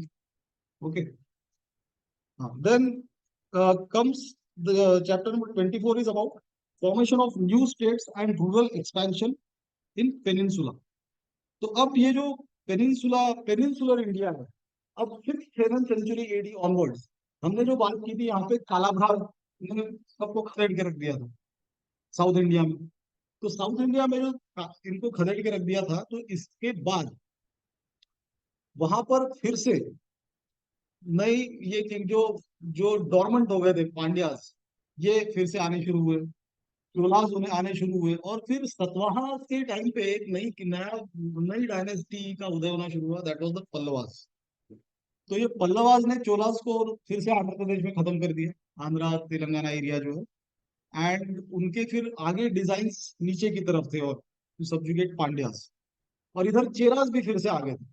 तो now the triangular fight was between Pallavas, Pandyas and Cheras. Cholas were again wiped out, who revived later, जो मैंने बताया. देन मेडिवल इंडिया का पार्ट आता है थर्ड टाइम. और उस समय उनका वो किंगडम काफी अच्छा था, काफी बड़ा था. तो इस तरह से वहां पर डेवलपमेंट्स शुरू हुई. और फिर इधर जो अपना डेक्कन एरिया है, डेक्कन एरिया में after the fall of Satavahanas, जो हमने बताया चालुक्यास आ गए थे. चालुक्यास जो इसके कंटेम्प्ररी थे, किसके, हर्षवर्धन के. तो हर्षवर्धन के कंटेम्प्ररीज जो थे. और इधर फिर ईस्टर्न साइड में उनके राइवल्स कौन थे, पल्लवास. तो उस समय के दौर में पल्लवास, चालुक्यास, इनके काफी वॉर्स चलते थे. Okay. So this was about. और फिर अगर इनका रूरल एक्सपेंशन, इनके इनके पीरियड में, जैसे एहोल एक करके जगह है, it is called the cradle of Indian architecture. वो चालुक्यास के टाइम पे बनी. तो आज की डेट में भी जैसे साउथ इंडिया के जो फेमस टेम्पल्स नहीं है, जो जिसमें बहुत सारा इलेबोरेट उनका स्ट्रक्चर एक रहता है, तो उसकी जो शुरुआत हुई वो चालुक्यास के टाइम से हुई. और फिर आगे चल के राष्ट्रकूटास के टाइम पे और पल्लवास के टाइम पे ये टेम्पल्स बहुत ज्यादा बने. महाबलीपुरम के और जितने भी है, Kailashpati temple, Virupaksha temple, famous famous temples है. आज की डेट में भी वो टूरिस्ट अट्रैक्शन है मदुराई में. तो ये सारा जो है ये पल्लवास, राष्ट्रकूटास, और इसकी इनिशिएशन हुई थी चालुक्यास के टाइम पे. तो एहोल इज कंसिडर्ड एज, ये प्रिंस पॉइंट ऑफ व्यू से भी एक फैक्चुअल इंफॉर्मेशन, जैसे it is called cradle of Indian architecture. Okay. Then इसका जो चैप्टर नंबर 25 है, that is development in the field of philosophy. अब अब हुआ क्या कि जैसे by 5th century AD, sorry 5th century BC, जब उपनिषद का भी उदय हुआ, यानी वेदांत, वेदों का अंत, यानी उपनिषद बनने शुरू हुए. और बुद्धिस्ट टीचिंग्स ऑलरेडी आ गई थी, जैन टीचिंग्स आ गई थी. तो उससे वेदों में भी कई सारी चीजें चेंज होनी शुरू हुई. और उससे एसोसिएटेड फिर हिंदुइज्म में 6 मेन फिलोसॉफिकल स्कूल्स, ऐसे तो और भी है लेकिन उसमें 6 मेन है. 6 मेन फिलोसॉफिकल स्कूल्स आई, यानी जिसको दर्शन बोलते हैं, नए दर्शन. तो उसमें जैसे उन्होंने गोल्स ऑफ लाइफ को डिफाइन किया. Okay. Then apart from that, उसमें जो बाकी के लाइफ को जीने के तरीके होते हैं, तो इन्होंने अपने अपने उसमें कॉन्सेप्ट्स दिए, हाउ दे वर्क. तो द 6 मेन स्कूल्स वर संख्य, योग, न्याय, वैशेषिका, मीमांसा एंड वेदांत. ऐसे 6 स्कूल्स थे. अब इन 6 स्कूल्स की जो क्या खासियत है वो अभी हम डिस्कस नहीं करेंगे, because we are doing an introduction. तो इनके बेसिक प्रिंसिपल्स तुमको ध्यान में रहने चाहिए. नौ ये अपने आप में बड़ी फिलोसॉफीज है. अभी वेदांत यानी तो उपनिषद हो गए. उपनिषद देखे कितने, 112, कितने पता नहीं. कई इसमें कई उपनिषद, जैसे जो मंडूक के उपनिषद है, प्रीलिम्स में क्वेश्चन भी आया था, जैसे सत्यमेव जयते, ये वर्ड कौन से उपनिषद से लिया है. तो इट इज मंडूक के उपनिषद. और वो 108 नंबर का उपनिषद, तो वो दो बनने का ही है. कुछ उपनिषद बहुत छोटे हैं, कुछ पतली बुक है, और कुछ मोटी मोटी किताबें भी है. तो तुमको इतना सारा थोड़ी ना जानना है. Okay. You must know the basic essence of all these philosophies. Samkhya school में क्या था. ओके. जैसे संख्य स्कूल में बेसिक ये है, उसका बेसिक टेनेट ये है कि गॉड और ह्यूमन बीइंग के बीच में कोई इंटरमीडियरी की जरूरत नहीं है. तो इसका मतलब किसी भी पूजा पाठ या किसी पंडित की जरूरत नहीं है. समझ गए. और तो इनफैक्ट, बट सरप्राइजिंगली ये स्कूल्स के जो भी प्रोपाउंडर्स थे, all of them were themselves Brahmins, and they denounced this Brahmanical practices. Okay. जिसमें रिचुअल्स होते हैं. ये एक ही स्कूल थी जो इसको प्रमोट करती थी, मीमांसा करके, मीमांसा स्कूल, जो रिचुअल्स को प्रमोट करती थी. तो अनफॉर्चुनेटली हिंदुइज्म में बाकी स्कूल्स कहाँ रह गई पता नहीं. ये एक स्कूल रह गई, और यही चली आ रही है सदियों से. आज भी सब उसी में पड़े हुए, कर्म कांड, रिचुअल्स, अंधविश्वास. ओके. तो बाकी हिंदुइज्म की ये जो स्कूल्स है, they were equally powerful and they were very rational in outlook. In fact Vaisheshika school जो थी, उन्होंने तो उसमें तो एटम की बात की थी, that there is something, some basic unit of matter. Okay. तो यहाँ तक कि मतलब उसमें ये थी, लेकिन पॉइंट ये है ना, इस पे आगे इसलिए नहीं गया क्योंकि फिर हिंदुइज्म का नेचर ही चेंज हो गया, वो कर्म कांड पे बेस्ड हो गया, उसका फिलोसॉफिकल एसेंस अगर जिंदा रहता तो इंडिया आज के डेट में सुपर पावर होता, सबसे आगे होता कंट्री। क्योंकि सारा रिसर्च, कई सारे मैथमेटिक्स और ये सारी चीजें, इनफैक्ट गुप्ताज के टाइम पे एक चीज बताना भूल गया, ये सब जो आर्यभट्ट वगैरह ये सब थे, ये भी गुप्ताज के ही पीरियड में थे।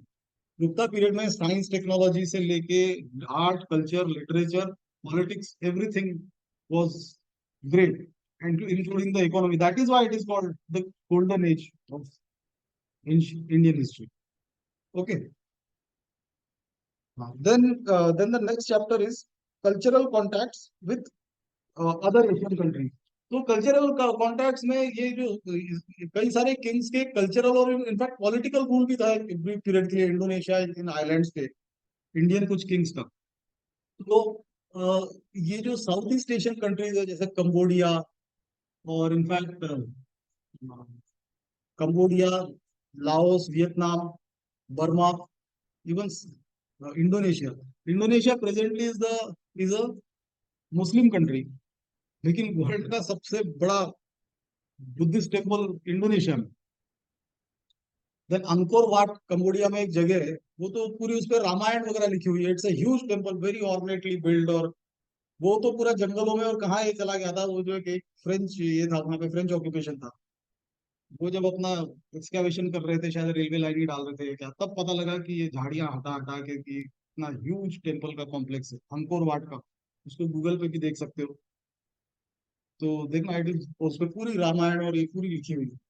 तो इनफैक्ट वैदिक रिलीजन आगे भी चला गया। वैदिक रिलीजन जैसे बाकी इस्लाम क्रिश्चियनिटी या ये बुद्धिज्म, नहीं, इस्लाम क्रिश्चियनिटी इवन बुद्धिज्म, ये सब दुनिया में फैले, तो हिंदुइज्म क्यों नहीं फैला? तो उसके पीछे रीजन ये है कि जैसे हिंदुइज्म में ऐसा कोई टेनेट ही नहीं था कि उसका प्रोसिलिटाइजिंग नेचर नहीं है। प्रोसिलिटाइजिंग मतलब to convert other people into your food.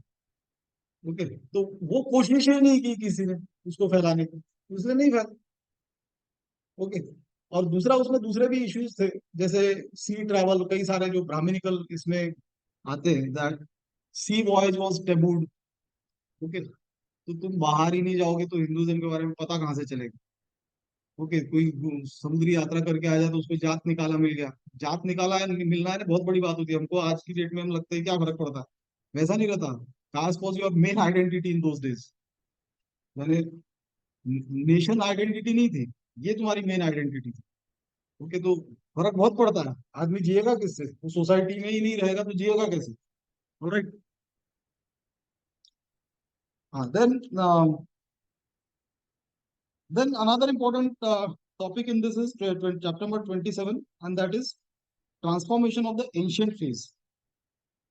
तो अब ये जो है, द ये जो ट्रांसफॉर्मेशन ऑफ एंशियंट फेज जो मतलब ये इसका एक, जैसे जेनेसिस में रहता है, ये काफी पहले से होना शुरू हो गया था, because a crisis had started brewing in Indian society. The crisis of challenge, what challenge?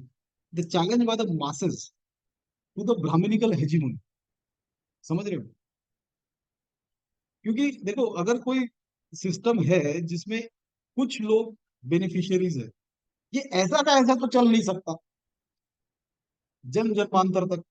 कभी तो लोगों के ध्यान में आएगा, कभी तो लोग प्रोटेस्ट करेंगे। तो ये process third fourth century AD से ही शुरू हो गया था, और इसीलिए इसको काउंटर करने के लिए बेसिकली तुमको वर्ल्ड व्यवस्था को ज्यादा कंसोलिडेट करना पड़ा।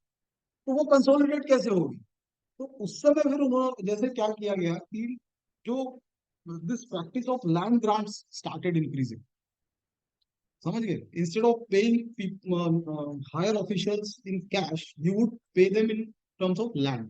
तो तुमने जैसे ब्राह्मणों को, और फिर वो बुद्धिस्ट को भी देते थे, कई सारी जागीरें बांट दी। ठीक है, उस समय उसमें कई जगहों पे तो जंगल भी होगा। तो उसके दो एस्पेक्ट्स भी थे कि तुम सेंट्रलाइज्ड एडमिनिस्ट्रेशन से डिटैच हो जाओ, तुम वहां पे सारी होल एंड सोल पावर ले लो, हमको उसमें से कुछ टैक्स भेज दे दो। ओके। तो वहां पे तुम जंगल क्लियर करो, वहां पे तुम खेती एक्सपेंशन, एग्रीरियन एक्सपेंशन करो, और धीरे धीरे इकोनॉमी को भी ग्रो करो, और प्लस तुम जब वहां पे ये करोगे you would be almost a ruler, तो वहां पर तुमको जुडिशियल पावर्स भी मिल जाएगी। तो अब इस वे में क्या हुआ कि नाउ द कॉन्सेप्ट, अब इन पावर्स को तुमको रिलीजन के साथ इंटीग्रेट करना पड़ा, करना जरूरी था, क्योंकि वैसे नहीं होता तो फिर वो कैसे होगा। तो फिर अब रिलीजन का जहां पे ये आ गया, तो फिर अपने आप ही लोगों ने अपने आप को सब्जुगेट करना शुरू कर दिया। ओके, कि सिंपल ये है कि जैसे प्रेजेंट वर्ल्ड माया है। ओके, तुम अभी अपने अपने कर्तव्य पूरे, कर्तव्य मतलब क्या, तुम्हारे वर्ण से एसोसिएटेड कर्तव्य, यानी तुम नीची जाति में हो तो तुम्हारा जो भी ड्यूटीज है उसको सिंसियरली फॉलो करो, अगला जन्म अच्छा मिलेगा। प्रेजेंट नहीं, प्रेजेंट तो गया, प्रेजेंट तो घुस गया। तो इसको तुमने रिलीजियस सैंक्टिटी भी दे दी ना, और फिर उसको एनफोर्स करने के लिए सारी पावर्स तुमने दे दी। तो इस तरह से सिर्फ 4th सेंचुरी एडी, उससे पहले वर्ण व्यवस्था एंटरेज नहीं थी, and there was a lot of intermarriages also going on, जिसको वर्ण संस्कारा बोला गया, और इसको टोटली प्रोहिबिट करने की कोशिश की। क्योंकि अगर ये इंटरमिक्सचर हो गया तो फिर तो किसी की हेजेमोनी नहीं रहेगी ना, कुछ जनरेशन बाद किसी को पता भी नहीं चलेगा वो ओरिजिनली किस कास्ट का है। समझ गए? तो इसी हिसाब से उसको एंट्रेंच करने की कोशिश की, और वो एंट्रेंच मतलब हुआ। एंट्रेंच का मतलब क्या है, जैसे जो हम गड्ढा खोदते हैं ना उसको एंट्रेंचमेंट बोलते हैं। जैसे आर्मी में यू गेट एंट्रेंच, वहां पे तुम छुप के गोली मार सकते हो। Okay, so it got firmly entrenched in Indian society, और you can say it got ossified.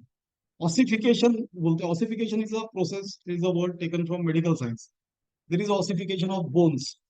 जैसे बोन्स होती है ना, जब बच्चा बेबी होता है वो धीरे धीरे ग्रो होता है, तो उसकी बोन्स ग्रो हो रही है, यानी बोन्स फ्लेक्सिबल है। एक एज के बाद वो ग्रोथ रुक जाती है, यानी बोन्स कंसोलिडेट होती है, so that that is called ossification.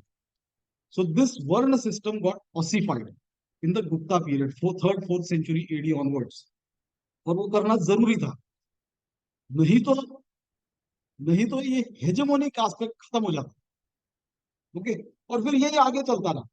सो ये जो ट्रांसफॉर्मेशन इंडियन सोसाइटी का फिर धीरे धीरे होना शुरू हुआ, इसमें फिर 9th 10th century AD onwards Islamic invasions भी इंडिया में शुरू हुए, और उसके साथ अग्रेरियन ट्रांसफॉर्मेशन के साथ Indian society lived into another era, and that is the medieval stage.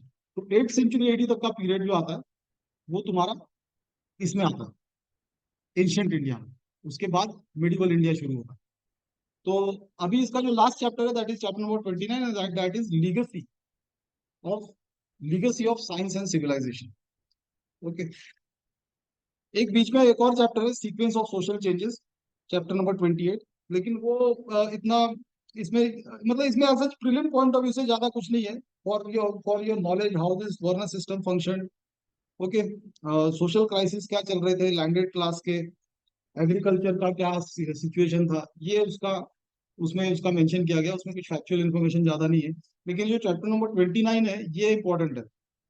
इसमें इसमें मतलब प्रेम पॉइंट ऑफ व्यू से कई सारी चीजें हैं। अब जैसे साइंस एंड क्राफ्ट्स में क्या डेवलपमेंट थी, साइंस एंड टेक्नोलॉजी, इंडिया में ग्लास मेकिंग कहाँ से आई, ग्रीस से।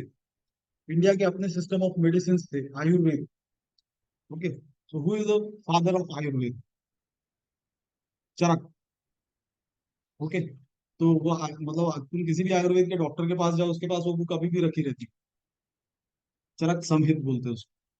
ऑलराइट, और वो उस जमाने में लिखी गई बुक है आयुर्वेद की, जिसमें बेसिक प्रिंसिपल्स है, फिर बाद में उसमें धीरे धीरे और भी एडिशंस हुए होंगे। तो अब उसमें बोलते तो थे कि उस समय कैटरैक्ट के भी ऑपरेशन करते थे, तो पता नहीं कैसे करते थे, because it is based on anaesthesia वगैरह कैसे देते थे, और प्लास्टिक सर्जरी भी होती थी। तो उसके प्रिंसिपल्स तो दिए हुए हैं उसमें, लेकिन मुझे नहीं लगता किसी को प्लास्टिक सर्जरी करानी तो किसी वो आयुर्वेदिक डॉक्टर के पास जाएगा। ओके, तो वॉट एवर इट इज। और आयुर्वेद में एक दूसरा दुर्भाग्य है, ये दुर्भाग्य ही बोलेंगे कि उसमें रिसर्च नहीं है इंडिया में। देखो, साइंसेस रिसर्च से डेवलप होते हैं। एलोपैथी में देखो बिलियंस ऑफ डॉलर्स की फंडिंग होती है, बड़ी बड़ी जो मेगा कॉर्प्स है, इंडिया में नहीं होती। इंडियन कंपनीज कोई रिसर्च नहीं करती। जितने भी ड्रग्स होते हैं, जितने भी ड्रग्स होते हैं वो सब फॉरेन कंपनीज बनाती है, इंडियन कंपनियां कुछ नहीं करती। तो मान लो किसी ने कैंसर का ड्रग बनाया, कोई भी ड्रग आया तो उसका वैसे भी जो पेटेंटिंग के नॉर्म्स है, they are of process patent, product patent करना अलाउड नहीं है। तो तुम दूसरे प्रोसेस से सेम ड्रग बना सकते हो, ऑलराइट। तो वो इंडियन कंपनीज करती है। यहाँ पे कोई मेडिकल फार्मा कंपनीज कोई रिसर्च नहीं करती। इनके भी R&D डिपार्टमेंट्स होते हैं, लेकिन ये एग्जिस्टिंग ड्रग में मॉडिफिकेशन, किसी में पेन किलर भी डाल दिया, सेराइशोपेप्टाइडेज डाल दिया, यानी इन्फ्लेमेशन कम करने वाली की दवाई डाल दी, यानी वो सब होता है। यानी ऐसा ऐसा कोई कोई डिजीज है उसका क्योर ये इंडियन कंपनी ने ढूंढा, ऐसा कभी नहीं हुआ। ऐसा हुआ है क्या, तुम जानते हो किसी को? ऐसा कोई नहीं हुआ, ऑलराइट। तो आयुर्वेद पे कोई रिसर्च नहीं है। आयुर्वेद पे अगर, इनफैक्ट आयुर्वेद पे ज्यादा रिसर्च सरप्राइजिंगली अमेरिका में होता है। वो वहाँ एक फाउंडेशन है जो उस पे ये करती है। तो ये जो आयुर्वेद पे रिसर्च ना होने की वजह से वो ज्यादा ये नहीं हुआ। लेकिन उसके भी अपने अपना पोटेंशियल है, क्योंकि पुराने जमाने में तो आयुर्वेद से लोग ठीक होते थे ना, इलाज तो होते ही थे। अब उसी को तो तुमको एडवांस करना है, तो वो नहीं हुआ। यूनानी मेडिसिन है, ऐसे पुराने एंशियंट टाइम्स के कई सारे मेडिसिनल सिस्टम्स है, इस पर रिसर्च नहीं हुआ। एलोपैथी के दो मेजर एडवांटेजेस, वो क्या है? Number one is that it gives instant relief. तुम्हारा अगर सर दर्द कर रहा है तो डिस्प्रिन खा के कैसे इंस्टेंट रिलीफ मिलता है ना? कुछ बैक पेन हो रही है तो तुम एक कॉम्बी फ्लैम खाओ, या कुछ पेन हो रहा है, एक बेसिक रिलीफ तो मिल ही जाता है। एक इंस्टेंट रिलीफ ये है। और दूसरा सबसे बड़ा, जिसका कोई ऑल्टरनेटिव नहीं है दूसरे सिस्टम पे, वो है surgery. Surgery is possible only in allopathy. Homeopathy में सर्जरी होती है? नहीं होती। एलोपैथी में होती है? नहीं होती। sorry, आयुर्वेद में होती है? नहीं। यूनानी किसी में नहीं होती सर्जरी, सिर्फ इसमें होती है, ऑलराइट। तो ये उसके दो मेजर उनके एडवांटेजेस है, और इसी वजह से वो ज्यादा पॉपुलर है और ज्यादा इन है। ओके। तो ये सारी चीजें फिर, अब जैसे legacy of science and civilization में पॉलिटी कैसे ओवर द पीरियड, मैथमेटिक्स का इंडिया में एक डेवलपमेंट था। मैथमेटिक्स ने पाई की वैल्यू इंडिया में कैलकुलेट हुई थी पहली बार। You know what is pi? What is pi? It is a ratio of circumference and diameter, irrespective of the size of the circle. चाहे वो इतना छोटा सर्कल हो, इतना हो, या यूनिवर्स के साइज का हो, वो रेशियो कांस्टेंट रहेगा। दैट इज पाई, 22/7, है ना? तो वो जो है, वो इंडिया में इंडियंस ने डिस्कवर किया।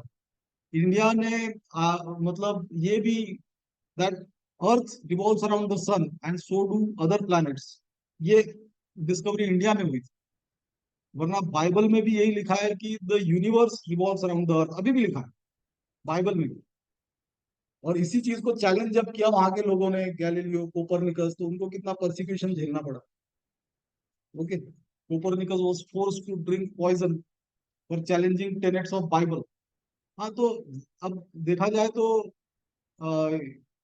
आर्यभट्ट को कोपरनिकस ऑफ इंडिया बोलते हैं। हाँ, जबकि उल्टा होना चाहिए ना, कोपरनिकस को आर्यभट्ट ऑफ यूरोप बोलना चाहिए। तो यहाँ भी तो वो एक रेशियल सुपीरियरिटी वाला, जैसे एपिथेट्स भी जब क्रिएट होते हैं तो इसमें भी एक रेशियल सिस्टम आ ही जाता है किसी न किसी वे। ओके। फिर ज्योग्राफी के बारे में नॉलेज, ये भी कैसे धीरे धीरे डेवलप हुआ। नेविगेशनल सिस्टम्स, रूट्स, और ये देन रिलीजन्स। रिलीजन का तो इंडिया में एक बहुत ही बड़ी लिगेसी रही है। तीन तो बहुत बड़े रिलीजन्स इंडिया में है, और चौथा भी है सिखिज्म। वो खैर बाद में आया, मेडिवल इंडिया के टाइम पे आया। लेकिन वैदिक रिलीजन, इसको कई लोग ब्राह्मणिकल रिलीजन भी बोलते हैं, और कई लोग सनातन धर्म भी बोलते हैं। उसके कई सारे नाम पड़ गए हैं। आजकल राइट विंग इंस्टीट्यूट ऑर्गेनाइजेशन जो है, वो उसको हिंदू धर्म नहीं बोलते, उसको सनातन धर्म बोलना प्रेफर करते हैं। ओके, क्योंकि हिंदू वर्ड अरेबिक ओरिजिन का है। तो फिर सिखिज्म इंडिया में है, बुद्धिज्म, जैनिज्म, ये चार तो बड़े रिलीजन्स इंडिया के ही है। तो इनका उदय हुआ, ये इनका प्रसार हुआ दुनिया में भी फैले। ठीक है, जैन खैर ज्यादा, जैनिज्म बाहर नहीं गया, लेकिन बुद्धिज्म, सिखिज्म, हिंदुइज्म, ये तीनों रिलीजन्स का है बाहर। ओके, बुद्धिज्म तो ऑफिशियली कई कंट्रीज में गया है। इंडिया छोड़ के, जहाँ पे उसको वो बना था, वो इंडिया छोड़ के बाकी पूरे ईस्टर्न साइड में बुद्धिज्म। चाइना, जापान, कोरिया, पूरे south east Asian countries. China वगैरह में रिलीजन का वो अपने आप ही बुद्धिज्म का इसलिए कम हो गया। वहाँ एक और था कंफ्यूशनिज्म, कंफ्यूशियस करके। तो क्योंकि जब से वो सोशलिस्ट, वहां पे रशियन रेवोल्यूशन के लाइन पे सोशलिज्म जब आया था अंडर माओ जेडोंग, तो सोशलिज्म, कम्युनिज्म, इन सब में रिलीजन का कोई महत्व नहीं होता। ये ये मार्क्स की आइडियोलॉजी पे चलते हैं ना। कार्ल मार्क्स के हिसाब से तो religion is the opium of masses. Okay, तो ये रिलीजन को नहीं देते। तो बुद्धिज्म का प्रभाव चाइना में भले ही कम हो गया, लेकिन जापान और इन सब में है। जापान में एक दूसरे टाइप का बुद्धिज्म फॉलो होता है, जैन बुद्धिज्म बोलते हैं उसको। उसके भी कुछ अपने अच्छे टेनेट्स है। कई लोगों का कहना है कि जापान के लोग उसी वजह से डेवलप हुए, उस टाइप के बुद्धिज्म को फॉलो करने की वजह से। खैर, so this was the orientation of all the 29 chapters of NCERT class 11th book Ancient India.